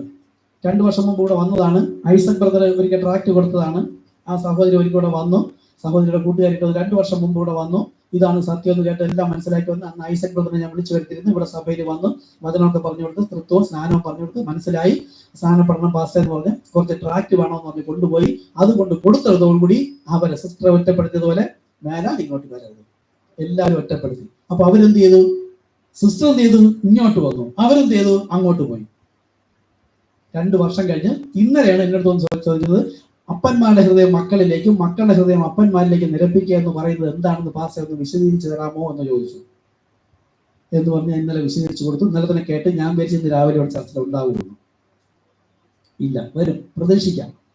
നമ്മൾ കേട്ട ഉടനെ ഇറങ്ങി പുറപ്പെട്ടില്ല. നമ്മൾ ഒരു പിടുത്തം ഉണ്ടായത്. കാര്യം നമ്മളെ ഇതുവരെ വഴി നടത്തിയ ദൈവദാസന്മാര്, പുരോഹിതന്മാര്, അവിടെ നിന്ന് ഒരുപാട് അനുഗ്രഹം നമുക്ക് കിട്ടി. പല അനുഭവം ദൈവം സംസാരിച്ചിട്ടുണ്ട്. അപ്പൊ നമുക്ക് വരേണ്ട ഒരു പിടുത്തം ഉണ്ടാവും. അത് സ്വാഭാവികം. പക്ഷേ യോഹന്നാൻ 10 പറയുന്നത് പോലെ എന്റെ പിതാവ് എന്റെ കയ്യിൽ തന്നവയെ ആർക്കും എന്റെ കയ്യിൽ നിന്ന് പിടിച്ചു പറിക്കാൻ കഴിയില്ല എന്ന് വെച്ചാൽ എന്താണ്? അത് പിതാവിന്റെ കയ്യിൽ നിന്ന്. അപ്പം പിതാവിന് ഒരു കൈയുണ്ട്, പുത്രന് ഒരു കൈയുണ്ടെന്നാണോ? പിതാവ് എന്റെ കയ്യിൽ എന്ന് വെച്ചാൽ ഞാൻ എന്ന് പറഞ്ഞത് ശരീരമാണ്, ദൈവത്തിന്റെ സഭയാണ്. ദൈവസഭയോട് ചേർക്കേണ്ട വ്യക്തിയെ ദൈവം തന്നെ കൂട്ടിച്ചേർത്തിരിക്കും. അങ്ങനെ ദൈവസഭയിൽ കൂട്ടിച്ചേർത്ത് കഴിഞ്ഞാൽ പിന്നെ ഇവിടെ നിന്ന് പിതാവിന്റെ കയ്യിലാണ് പിടിച്ചിരിക്കുന്നത്. പിതാവാ, അതിനാർക്കും പറിച്ചുകൊണ്ട് പോകാൻ കഴിയില്ലെന്നാ. അല്ലാതെ പിതാവ് ഒരു വ്യക്തി കണ്ട ഇവിടെയും പറയുന്നില്ലേ? യേശു എന്നെ പറയില്ലേ എന്റെ കയ്യിൽ നിന്നും പിതാവിന്റെ കയ്യിൽ നിന്ന്? അപ്പൊ രണ്ടുപേരില്ലേ എന്നൊക്കെയാണ് അവർ ചോദിക്കുന്നത്. യേശു ഇങ്ങനെ ഉപമകളിലൂടെയാണ് സംസാരിച്ചത്. പിതാവ് എന്റെ കയ്യിൽ തന്നവയെന്ന് വെച്ചാൽ പിതാവ് ദൈവസഭയോട് പരിശുദ്ധാത്മാവിനാൽ പാപം മോചിപ്പിച്ച് ക്രിസ്തു എന്ന ശരീരത്തോട് ചേർത്തതിനെ ആർക്കും പിടിച്ചു പറിക്കാൻ കഴിയില്ല. അവയെ തന്ന പിതാവിന്റെ കയ്യിൽ, അതായത് ദൈവത്തിന്റെ സംരക്ഷണത്തിൽ ആർക്കും പിടിച്ചു പറിക്കാൻ പോകാൻ പറ്റില്ല. അതിൽ ഇവിടെ എന്തൊക്കെ പ്രശ്നം ഉണ്ടായി എന്നാലും, എന്ത് മുഷിച്ചിലുണ്ടായാലും, എത്ര ദൂരെയാണ്, ബുദ്ധിമുട്ടാണ് ഈ ബ്രദർ പറഞ്ഞു. എപ്പോഴും വരാൻ പറ്റില്ല. പക്ഷെ അവിടെ ഇരിക്കുമ്പോൾ ഹൃദയം തുടിക്കും, അന്ന് വരാം, എങ്ങനെയെങ്കിലും പൈസ ഉണ്ടാക്കി ബസ് പോലെയൊക്കെ ഉണ്ടാക്കി പോരും. എന്താ? പിതാവ് ആകർഷിച്ചാണ് പുത്രന്റെ അടുക്കിലേക്ക് വന്നതെങ്കിൽ അവിടെ ഇരിക്കാൻ പറ്റും. നമുക്ക് ഈ സമ്പത്തല്ല, ഇതൊക്കെ താൽക്കാലികം. ഇന്ന് വന്ന് എത്രയോ കാര്യങ്ങൾ മനസ്സിലായി. ഇന്നത്തെ ബസ് കൂലി കൊടുത്താൽ വീട്ടിൽ നിന്ന് ഇത് കിട്ടുന്നതാണോ? ഇല്ല. വർഷങ്ങൾ കൊണ്ട് കിട്ടാത്ത എത്രയോ കാര്യങ്ങളാണ് നമുക്ക് കിട്ടുന്നത്. അപ്പോഴാണ് എന്റെ ഹൃദയം ആനന്ദത്താൽ തുള്ളുന്നത്, സന്തോഷിക്കുന്നത്. അവിടെയാണ് നമ്മുടെ പ്രായം പ്രശ്നമല്ല, അല്ല എന്താ, അത് ചിലപ്പോൾ ഉറങ്ങിപ്പോവായിരിക്കാം, അല്ലെങ്കിൽ പൈസ ഇല്ലായിരിക്കാം, ബുദ്ധിമുട്ടായിരിക്കും, 2-3 ബസ് കാരണം കയറാൻ ഇറങ്ങാൻ ബുദ്ധിമുട്ടാണ്. ഇതെല്ലാം പരിഹരിക്കപ്പെടുന്നത് ഇവിടെ വെച്ചാണ്. ഈ വെളിപ്പാട് ലഭിക്കുമ്പോഴാണ് സ്തോത്രവും സ്തുതിയും കൊടുത്ത ആത്മാവിൽ സന്തോഷം. എന്തിനാ? നിത്യതയിൽ ഒരിക്കൽ നമ്മൾ കാണും. നമ്മൾ ഇങ്ങോട്ട് വരുമ്പം ഭയങ്കര ജാഗ്രതയോടുകൂടെ ഓടിയ അനേകം പേരുണ്ട്. അബ്രഹാമിന്റെ വിഷയം എടുത്തപ്പോഴത്തേക്ക് അബ്രഹാം എങ്ങോട്ട് പോയി? ലോത്ത് എങ്ങോട്ട് പോയി? ശ്രദ്ധിച്ചിട്ടുണ്ടോ? നമ്മളിവിടെ പഠിപ്പിച്ചാണ്. അബ്രഹാം പടിഞ്ഞാറേക്ക് പോയി, ലോത്ത് കിഴക്കോട്ട് പോയി. ഇത് കിഴക്ക്. യേശുക്രിസ്തു വന്ന് സൂര്യൻ ഉദിച്ചു, 1ാമത്തെ സഭാകാലം. ഇന്ന് അപ്പോസ്തല പ്രവൃത്തി മുതൽ നമ്മൾ നിൽക്കുന്ന പടിഞ്ഞാറ് ഇങ്ങോട്ടാ. ഇത് കഴിഞ്ഞാൽ സന്ധ്യയാണ്. സന്ധ്യ കഴിഞ്ഞാൽ ഇരുള് കഴിഞ്ഞാൽ നേരം വിളിക്കും. യേശുക്രിസ്തുവിനെ കാണണം. ഇന്ന് ഇവിടുത്തെ വെളിപ്പാട് പറയുമ്പോൾ അവരെങ്ങോട്ട് പോകുന്നു? പടിഞ്ഞാറേക്ക് പോകുന്നു. യേശുക്രിസ്തു വന്നത് ഉച്ച കിഴക്ക്, രാവിലെ ഉൽപ്പത്തി. ഇവരെങ്ങോട്ട് പോകുന്നു? ഞങ്ങൾക്ക് അപ്പോസ്തലൻ പറഞ്ഞ സാധനം വേണ്ട, യേശു പറഞ്ഞത് മതി. എവിടെ പോകുന്നു? കിഴക്കോട്ട് യാത്ര ചെയ്യുന്നു. നമ്മൾ എങ്ങോട്ട് പോകണം? പടിഞ്ഞാറേക്ക്. ഉൽപ്പത്തിയിൽ സൂര്യൻ ഉദിച്ചു. 4000 വർഷമായപ്പോൾ മധ്യത്തിൽ യേശുക്രിസ്തു സൂര്യൻ പ്രകാശം വന്നു. ഉച്ച വെളിച്ചം, ഞാൻ ലോകത്തിന്റെ വെളിച്ചമാകുന്നു. അത് കഴിഞ്ഞ് യേശു നമുക്ക് വെളിച്ചം പകർന്നു തന്നിട്ട് കർത്താവ് പോയി. അതായത് ശരീരധാരി എന്നത് പോയി. പക്ഷെ എന്ത് ചെയ്തു? പുരോഹിത വർഗം വന്നിട്ട് ദൈവിക വെളിപ്പാടുകളെല്ലാം ബൈബിൾ കോളേജിലൂടെ മൂടിക്കളഞ്ഞു. ഇരുള് തുടങ്ങി. അതാണ് ഈ ഇരുള് തുടങ്ങി. പഠിപ്പിച്ച് ദൈവിക വെളിപ്പാടില്ലാതെ സഭകളെല്ലാം ഇരുളിലായിരിക്കുമ്പോഴാണ് യെഹെസ്കേൽ സഖരിയ 14:7 അവിടെ പറയുന്നത്, യഹോവ മാത്രം അറിയുന്ന ഒരു ദിവസം വരും, അത് പകലുമല്ല രാത്രിയുമല്ല, സന്ധ്യാസമയത്തോ വെളിച്ചമാകും. അപ്പൊ സന്ധ്യാസമയത്ത് വെളിച്ചമാകുന്നും സന്ധ്യയായെന്നും ഇരുളാണെന്നും നേരം വെളുക്കാൻ സമയമായെന്നും ആരറിയും? യഹോവ മാത്രം. സഖരിയ 14:7 യഹോവ മാത്രം അറിയുന്ന ഒരു ദിവസം വരും. ഇന്നിപ്പോൾ 2000 വർഷം കൊണ്ട് ഈ സഭകൾ മുഴുവനും ഇവയെ ദൈവിക വെളിപ്പാടുകളെല്ലാം അന്ധകാരത്തിലാക്കി ദൈവത്തിന്റെ തേജസ് ഇല്ലാത്ത തരത്തിൽ പഠിപ്പിച്ചുകൊണ്ടിരിക്കുമ്പോൾ ഒരു ചെറു പ്രകാശം വന്നു. William Mariam ബ്രൻഹാമിലൂടെ 7th Angel, 7ാമത്തെ Angel വന്നിട്ട് അപ്പോസ്തലന്മാരെ അപ്പന്മാരുടെ വിശ്വാസത്തിലേക്ക് മടങ്ങി പോകണം എന്ന് പറഞ്ഞപ്പോൾ ഇവരെന്ത് പറയുന്നു? ഇല്ല, ഞങ്ങൾക്ക് യേശു പറഞ്ഞത് മതി. അവർ പുറകിലേക്ക് പോകുന്നു. യേശു വന്നപ്പോൾ യഹോവയുടെ ഇഷ്ടം മശിയെ കേൾക്കണമെന്ന് അന്ന് അവർ പറഞ്ഞു. ഞങ്ങൾക്ക് മോശ പറഞ്ഞത് മതി. പുറകിലേക്ക് പോയി. സോദോമിൽ പോയി അബ്രഹാം, ലോത്ത് കിഴക്കോട്ട് പോയി, അബ്രഹാം പടിഞ്ഞാറേക്ക് പോയി. ഇപ്പൊ നമ്മൾ പടിഞ്ഞാറ് ഏറ്റവും സന്ധ്യാസമയത്ത്. ഈ സന്ധ്യാസമയത്ത് ഏതാണ് ശരി? നമ്മളിവിടെ പഠിപ്പിച്ചാണ് കുതിരകൾ. ഏതാണ് ശരി ഏതാണ് തെറ്റെന്ന് അറിയാത്ത നിൽക്കുമ്പോൾ ഇവിടെ ചെറു പ്രകാശം വരും. അത് ഒരു വ്യക്തിയിലൂടെ ദൈവം ഈ മറഞ്ഞു കിടന്ന രഹസ്യങ്ങളെല്ലാം പഠിപ്പിക്കും. അത് ചെറു വെളിച്ചമാണ്. അതാകുന്നു നമ്മുടെ മെസ്സേജ്, ദൈവത്തിന്റെ വചനത്തിന്റെ വെളിപ്പാട്. ഇത് എന്നെ എങ്ങോട്ട് എത്തിക്കുന്നു? വലിയ വെളിച്ചമാകുന്ന ക്രിസ്തുവിന്റെ അടുക്കിലേക്ക്. ഒരു മലയിലുള്ള ഒരാൾ കയറി പോകുമ്പോൾ നമ്മൾ നോക്കും, ഒരു മിനിങ്ങ പോലെ ഒരു വെട്ടം പോകുന്നു. അത് ആളായിരിക്കും. ആ വെട്ടത്തിൽ എങ്ങനെ അദ്ദേഹത്തിന് പോകാൻ കഴിയും? പക്ഷെ അദ്ദേഹത്തിന് പോകേണ്ടുന്ന വെളിച്ചം അദ്ദേഹത്തിന് മാത്രം. അതാണ് നമ്മളെ ഓരോരുത്തരെ നയിക്കുന്നുള്ള ദൈവത്തിന്റെ ഈ കാലത്തിന്റെ വെളിപ്പാടാണ് 7ാമത്തെ ഏഞ്ചലിലൂടെ കർത്താവ് സംസാരിച്ചത്. അത് നമ്മൾ എവിടെ കൊണ്ടുപോകുന്നു? വലിയ വെളിച്ചമായ ക്രിസ്തുവിന്റെ അടുക്കിലേക്ക്. അപ്പോൾ നമ്മൾ എങ്ങോട്ട് പോകുന്നു? പടിഞ്ഞാറേക്ക് തന്നെ പോയി കഴിഞ്ഞാൽ, പടിഞ്ഞാറ് കഴിഞ്ഞാൽ പിന്നെ ഇപ്പോൾ അന്ധകാരം. ഇനി അടുത്തെന്താ? സൂര്യൻ ഉദിക്കും രാവിലെ. ഒരു പാട്ട് നമ്മൾ പറയുന്നുണ്ട്. അതുപോലെ കർത്താവായ യേശുക്രിസ്തുവിനെ സന്ധിക്കുന്നതാകുന്നു വെളിച്ചം. വീണ്ടും ഉൽപ്പത്തി മുതല് സൂര്യനെ സൃഷ്ടിച്ചു, അവിടെ പ്രഭാതം. യേശു വന്നപ്പോൾ ഉച്ച. ഇപ്പോൾ അപ്പോസ്തലന്മാരുടെ കാലം കഴിഞ്ഞ് ഏറ്റവും അവസാനമായപ്പോൾ സന്ധ്യാസമയമായി. ഈ സന്ധ്യാസമയത്ത് ഒരു ചെറു പ്രകാശം ഉണ്ടാകും. ആ പ്രകാശം നമ്മെ ഇരുളിൽ നിന്ന് വെളിച്ചത്തിലേക്ക് നയിക്കുന്നു. വലിയ വെളിച്ചമായ കർത്താവായ യേശു ക്രിസ്തുവിലേക്ക് നയിക്കുന്നു. അത് കഴിയുമ്പോൾ ഞാൻ അവനുമായി മുഖാമുഖം സന്ധിക്കും. അതാ പറഞ്ഞത്, എത്രയോ സന്തോഷം, എത്രയോ സന്തോഷം, എത്രയോ സന്തോഷം മധ്യാകാശത്തിൽ. കരുത മണവാളനെ സന്ധിക്കുന്ന സമയം. എത്ര സന്തോഷം, എത്ര സന്തോഷം. എഴുന്നേൽക്കാം, പ്രാർത്ഥിക്കാം. കർത്താവിന് കർത്താവിന് ഇരിക്കാൻ ബുദ്ധിമുട്ടുള്ള ഇരുന്നോളൂ. ഞാൻ ഇപ്പൊ കാര്യം വിശദീകരിച്ചിട്ട് ചെറുപ്പക്കാർക്ക് വേണമെങ്കിൽ കഴിക്കാം.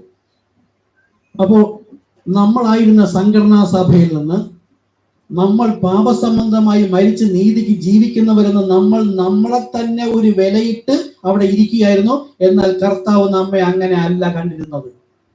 അതുകൊണ്ട് കർത്താവ് നമ്മെ അങ്ങനെ കാണാത്തത് കൊണ്ട് കർത്താവ് തന്നെ തന്റെ വചനത്തെ നമുക്ക് മുൻപേ വചനമറിഞ്ഞ് കർത്താവിന് വേണ്ടി സമർപ്പിക്കപ്പെട്ട ഒരു വ്യക്തിയിലൂടെ നമ്മുടെ അടുക്കിലേക്ക് കർത്താവ് വന്നിട്ട് നമ്മോട് ഈ കാലത്തിന്റെ വെളിപ്പാട് പറഞ്ഞു തന്നപ്പോൾ നമ്മൾക്കത് കേട്ട് ഗ്രഹിച്ചു. പക്ഷെ പലപ്പോഴും ഞാനും കേട്ട് ഗ്രഹിച്ചാലും നമ്മുടെ ബുദ്ധി പറയും ഇതല്ല ശരി, ഇങ്ങോട്ട് നോക്കൂ, നോക്കേണ്ട കാലം പോലെ ആകുമെന്ന് പറഞ്ഞാൽ ഇത്രയും ജനത്തെ ദൈവം കൊല്ലൂ. ഇവർ പറയുന്ന വചനം കേട്ട് ഇവരുടെ സഭയിൽ പോയാൽ ഈ ജനങ്ങളെല്ലാം നശിക്കൂ, ഇവരെല്ലാം കൊല്ലൂ. ഇത്രയും വലിയ ദൈവദാസന്മാര്, വിശ്വാസികൾ, എന്തെല്ലാം അത്ഭുത അടയാളം, വീര്യപ്രവൃത്തി, ദർശനം, പ്രവചനം, ദൂത്, ഇതെല്ലാം ഉള്ളത് വ്യാജമോ? നമ്മുടെ ബുദ്ധി അതിനെ അഫലമാക്കുമ്പോൾ കാലത്തിക്കുകൾ കർത്താവ് നമ്മെ വിളിച്ച് പുറത്തേക്ക് വിടും. ഈ പാറയിൽ നിന്ന് ഞാൻ അബ്രഹാമിന് സന്തതികൾ ഉളവാക്കും. ആ പാറ നാമായിരുന്നു, ക്രിസ്തു എന്ന പാറയുടെ ചെറുപ്പ കഷ്ണങ്ങൾ. അങ്ങനെ നമ്മെ വിളിച്ച് പുറത്തേക്ക് കൊണ്ടുവന്നു. കണ്ണുറച്ചിരിക്കാം. പുറത്തേക്ക് വിളിച്ചു കൊണ്ടുവന്നത് കർത്താവ്. വിളിക്കപ്പെട്ടവർ അനേകർ തിരഞ്ഞെടുക്കുന്ന സമയത്ത് വന്നപ്പോൾ അവരെന്ത് ചെയ്തു? നിലങ്ങൾ വാങ്ങിക്കാൻ പോയി, ബിസിനസ്സിന് പോയി, അവര് സ്വത്തുകൾ സമ്പാദിക്കുന്നു. എല്ലാം സുവിശേഷം കൊണ്ട് തന്നെ യേശുവിനെ വിറ്റ് അവർ ജീവിക്കുന്നു. നമ്മളോ നമ്മളെ തന്നെ വിറ്റ് ക്രിസ്തുവിനെ എന്നിലാക്കുന്നു. ഞാൻ തന്നെ മറ്റൊരു ക്രിസ്തുവായി തീർന്നുകൊണ്ട് കർത്താവിന്റെ സന്നിധിയിലേക്ക് പോകുവാൻ വേണ്ടി നാം നമ്മെ തന്നെ സമർപ്പിക്കാം. കരുണയുള്ള കർത്താവെ, കരങ്ങൾ ഉയർത്തുന്നവർക്ക് ഉയർത്താം. കരുണയുള്ള കർത്താവെ, ഞാൻ വിചാരിച്ചത് പോലെ അല്ല ദൈവത്തിന്റെ വചനവും വെളിപ്പാടും. ഞങ്ങളോട് ക്ഷമിക്കണമെന്ന് പ്രാർത്ഥിക്കുന്ന കർത്താവ്, ഇനിയും നമ്മുടെ ബുദ്ധി അബലമായിട്ട് ക്രിസ്തുവിന്റെ തേജസ്സോടുകൂടി ക്രിസ്തുവിന്റെ വെളിപ്പാടിനോടുകൂടി മാത്രം ജീവിപ്പാൻ, ഈ വെളിപ്പാടിന്മേൽ ഞാൻ എന്റെ സഭയെ പണിയുമെന്ന് പറഞ്ഞതുപോലെ ഇവിടെ വന്നിട്ടും ദുരുപദേശം പഴയപ്പെടുത്തോ അതൊക്കെയാണ് ശരിയെന്ന് പറഞ്ഞാൽ ഇത് ഇടകലർന്നു പോയി ശീതോഷ്ണവനാകും. ഒന്നുകിൽ നീ ശീതവാനോ ഉഷ്ണവാനോ ആയിരുന്നെങ്കിൽ കൊള്ളാമായിരുന്നു. നീ ശീതോഷ്ണവാനാകയാൽ ഞാൻ നിന്നെ എന്റെ നാവിൽ നിന്നും വായിൽ നിന്നും ഉമിഴ്ന്നു കളഞ്ഞിരിക്കുന്നു. കരുണയുള്ള കർത്താവേ, ഞങ്ങളുടെ ആത്മാവിനാൽ നമ്മോട് പ്രചോദിക്കപ്പെടുന്ന ദൈവത്തിന്റെ വെളിപ്പാടിൽ തന്നെ ആയിരിക്കാൻ നമ്മെ സഹായിക്കണമേ. ഞങ്ങൾ കരങ്ങൾ ഉയർത്തിയിരിക്കുന്നു. ഐ സറണ്ടർ ആൾ. ഞാൻ ഏതുമില്ല കർത്താവേ, എനിക്കൊരു യോഗ്യതയുമില്ല കർത്താവേ, അങ്ങയുടെ വചനത്തിനാൽ വെളിപ്പാടിനാൽ എന്നെ വഴി നിർത്തപ്പെടണമേ എന്ന് പ്രാർത്ഥിക്കുന്നു കർത്താവേ. അത് ഹൃദയത്തിൽ അത് ഒരു നിരൂപണം മാത്രമല്ല, അത് ഉറപ്പായിരിക്കട്ടെ, അത് ഫലം കായ്ക്കുന്നതാകട്ടെ, അത് നിലനിൽക്കുന്നതായിരിക്കട്ടെ, മറ്റൊരു ജീവനെ കൊണ്ടുവരുന്നതായിരിക്കട്ടെ. അതാകുന്നു ക്രിസ്തുവിന്റെ ഉദ്ദേശം. കരുണയുള്ള കർത്താവെ, നമുക്ക് മുമ്പേ അങ്ങ് വിളിച്ച് വേർതിരിച്ച വ്യക്തിയിൽ അങ്ങ് തന്നെ ഇരുന്നു കൊണ്ടാണ് മറ്റൊരു ഫലം ഉളവാക്കിയത്. അതാകുന്നു നാം. അങ്ങനെയെങ്കിൽ നമ്മുടെ ഉള്ളിലും അതേ ക്രിസ്തു തന്നെയാണ് ഇരിക്കുന്നതെങ്കിൽ, കാര്യം 3 ടൈപ്പ് ജനം ഇവിടെ ഉണ്ട്. എന്തായാലും 2 ടൈപ്പിൽ ക്രിസ്തു ഉണ്ടാകില്ല. ഒരു ടൈപ്പിൽ മാത്രമേ ക്രിസ്തു ഉണ്ടാകുള്ളൂ. അതാണ് വിശുദ്ധന്മാർ, അതാണ് എടുക്കപ്പെടുന്നവർ. അങ്ങനെ അതേ ആത്മാവാണ് നമ്മുടെ ഉള്ളിൽ വന്നെങ്കിൽ ആ ആത്മാവ് തന്നെ മറ്റൊരു വിത്തിനെ കൊണ്ടുവരും എന്ന് വചനം പറയുന്നു കർത്താവേ. അതുകൊണ്ട് നമ്മൾ കർത്താവിന്റെ ഹൃദയത്തിന്റെ ഇച്ഛ പൂർത്തിയാക്കാൻ തക്കവണ്ണം അങ്ങ് നമ്മെ വിളിച്ച് വേർതിരിച്ച മഹാകൃപയ്ക്കായി നന്ദിയോടെ സ്തുതിക്കുന്നു. ഭൂമിയും അതിലുള്ള പണികൾ ബന്ധു പോകുന്നു പറഞ്ഞതുപോലെ ഞാൻ ഭൂമിയെയും പിശാചിനെ സാത്താനെ അല്ല നോക്കിക്കൊണ്ടിരിക്കാൻ, ഞാനാകുന്ന ഈ ഭവനത്തിൽ പിശാചിന്റെ ഏതെങ്കിലും ദുരുപദേശമോ പിശാചിന്റെ ഇഷ്ടമോ ലോകത്തിന്റെ മോഹമോ ആഗ്രഹങ്ങളോ ഇഷ്ടങ്ങളോ ഉണ്ടെങ്കിൽ അവയെ കൂടെ മരിപ്പിക്കേണ്ടതാകുന്നു. ഇപ്പോൾ ഇന്ന് കേട്ട വചനപ്രകാരം പരിശുദ്ധാത്മാവഗ്നിയാൽ മരിപ്പിക്കാനായി നാം നമ്മെ തന്നെ സമർപ്പിക്കുന്ന കർത്താവെ. ലോക സുഖ സൗകര്യങ്ങളും മോഹങ്ങളും ഇഷ്ടങ്ങളും ആഗ്രഹങ്ങളും വികാരങ്ങളും ഒക്കെ പരിശുദ്ധാത്മാവിന്റെ അഗ്നിയാൽ കത്തിക്കുക ഞാൻ എന്നെ തന്നെ സമർപ്പിക്കുന്ന കർത്താവേ. അങ്ങയുടെ ആത്മാവിനാൽ വഴി നടത്തപ്പെടണമേ. ലോകത്തോടുള്ള കണ്ണുകളെ അടച്ചുകൊണ്ട് ക്രിസ്തുവിലേക്ക് നോക്കുകൊണ്ടൊക്കെ ആത്മക്കണ്ണ് തുറന്നുകൊണ്ട് കർത്താവായ യേശു ക്രിസ്തുവിന് യോഗ്യമായ ഫലം കായ്പാൻ പരിശുദ്ധാത്മാവെ നമ്മെ സഹായിക്കണമേ. എത്ര തന്നെ ആഗ്രഹങ്ങളും ഇഷ്ടങ്ങളും മോഹങ്ങളും ആയിരുന്നാലും അത് ക്രിസ്തുവിന് വിരോധമാണെങ്കിൽ ഞാൻ എന്റെ ശരീരം കൊണ്ട് പാപം ചെയ്യുമ്പോൾ ക്രിസ്തുവിനെ കൊണ്ട് പാപം ചെയ്യുന്ന തുല്യമായി പോകുന്നതിനാൽ കരുണയുള്ള കർത്താവിൽ നിന്ന് മാറി നിൽപ്പാൻ തക്കവണ്ണം പരിശുദ്ധാത്മാവെ നമ്മെ സഹായിക്കണമേ. കർത്താവിന് ഹിതമല്ലാത്തതിൽ നിന്നൊക്കെ മാറി നിൽപ്പാൻ സഹായിക്കണമേ. അതിനാകുന്നു ഞാൻ ഇന്നിവിടെ വന്നത്. എന്നെ തന്നെ ചെത്തി വെടിപ്പാക്കുവാനാണ് ഞാൻ ഇന്ന് വന്നത്. അതിനായി ഞാൻ എന്നെ തന്നെ സമർപ്പിക്കുന്ന ഈ സമർപ്പണമാകുന്നു ആരാധന.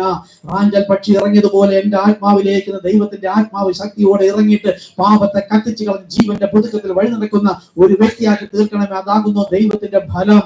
ആ ഫലം ശേഖരിക്കപ്പെടാൻ വരുമ്പോൾ എടുക്കപ്പെടുവാൻ പരിശുദ്ധാത്മാവിനെ നമ്മെ സഹായിക്കണമെന്ന് പ്രാർത്ഥിക്കുന്നു. കർത്താവെ, നമ്മൾ പ്രാർത്ഥിച്ചതൊക്കെയും അങ്ങനെ സംഭവിച്ചു ഞങ്ങൾ വിശ്വസിക്കുന്നു. ഹൃദയം നുറുങ്ങുന്നവർക്ക് യഹോവ സമീപത്താൻ സകലതും അങ്ങയുടെ നാമ മഹത്വത്തിനായിരിക്കട്ടെ. യേശു ക്രിസ്തുവിൻ നാമത്തിൽ തന്നെ. ആമേൻ, ആമേൻ. ഒരു നിമിഷം ദശാംശം കാണിക്കായിട്ട് പ്രാർത്ഥിച്ചിട്ട് അത് ലൈവായിട്ട് കാണുന്നവർ ഈ സഭയുമായി ബന്ധപ്പെട്ട് ഇരിക്കാൻ ആഗ്രഹിക്കുന്നവരോ ഇരിക്കുന്നവരാണെങ്കിൽ ഈ സഭയുടെ കാണിക്ക എടുക്കാമെന്ന് പറയുന്ന സമയത്ത് നിങ്ങൾക്കും കർത്താവിനായി എന്തെങ്കിലും ചെയ്യണം. വിശ്വാസ സ്ഥാനം സ്വീകരിച്ചു വന്നവരോ അല്ലെങ്കിൽ ഈ സഭയുമായിട്ട് മുന്നോട്ട് പോകാൻ താല്പര്യമുള്ളവരോ ഉണ്ടെങ്കിൽ നിങ്ങൾ കർത്താവിനെ സമർപ്പിക്കുന്നതായി നിങ്ങൾക്ക് ബോധ്യമാവുന്ന ദൈവ സ്നേഹത്തിൽ സഭയിൽ ആഹാരം ഉണ്ടാകാൻ സുവിശേഷത്തിനായി എന്തെങ്കിലും അർപ്പിക്കണമെങ്കിൽ നിങ്ങൾ അവിടെ അർപ്പിക്കുക. സഭയിൽ വരുമ്പോൾ അത് കാണിക്കേട്ടോ ദശാംശമായിട്ടോ കൊടുക്കാൻ താല്പര്യപ്പെടുന്നവർ നിങ്ങൾ അത് ചെയ്യുക. അപ്പോൾ നമുക്ക് ഒരുമിച്ച് പ്രാർത്ഥിക്കാം. കരങ്ങൾ കിട്ടാം. കരുണയുള്ള കർത്താവെ, സ്തോത്രം ചെയ്യുന്നു, സ്തുതിക്കുന്ന കർത്താവെ. കർത്താവെ, നാം അങ്ങിലും അങ്ങ് നമ്മിലുമായിരിക്കുന്നതിനാൽ അങ്ങിൽ നിന്നും നമുക്ക് ലഭിച്ചതല്ലാതെ ഒന്നുമില്ല. ഒരു ക്രിസ്തു വിശ്വാസിക്ക് പുറത്തു നിന്നും ഒന്നും കിട്ടുന്നില്ല. ക്രിസ്തു കാര്യം എന്താ? നാം ക്രിസ്തുവിന്റെ ഉള്ളിലാണ്. ഉള്ളിലിരിക്കുന്ന എനിക്ക് ഒരു അമ്മയുടെ ഉദരത്തിൽ കിടന്ന കുഞ്ഞിന് എന്തെങ്കിലും ലഭിക്കണമെങ്കിൽ ആ അമ്മയിലൂടെ ലഭിക്കുന്നത് പോലെ എനിക്ക് ലഭിക്കുന്നത് ക്രിസ്തുവിൽ നിന്നാകുന്നു കർത്താവെ. അതിന്റെ ഒരു ഭാഗം ദശാംശമായി കാണിക്കാൻ തിരുസന്നിധിയിൽ അർപ്പിച്ചിരിക്കുന്നു. അതിലൊരു വ്യാജവും കാണിക്കാത്ത തരത്തിൽ, കാരണം ഇത് തന്നതേ ക്രിസ്തു ആകുന്നു.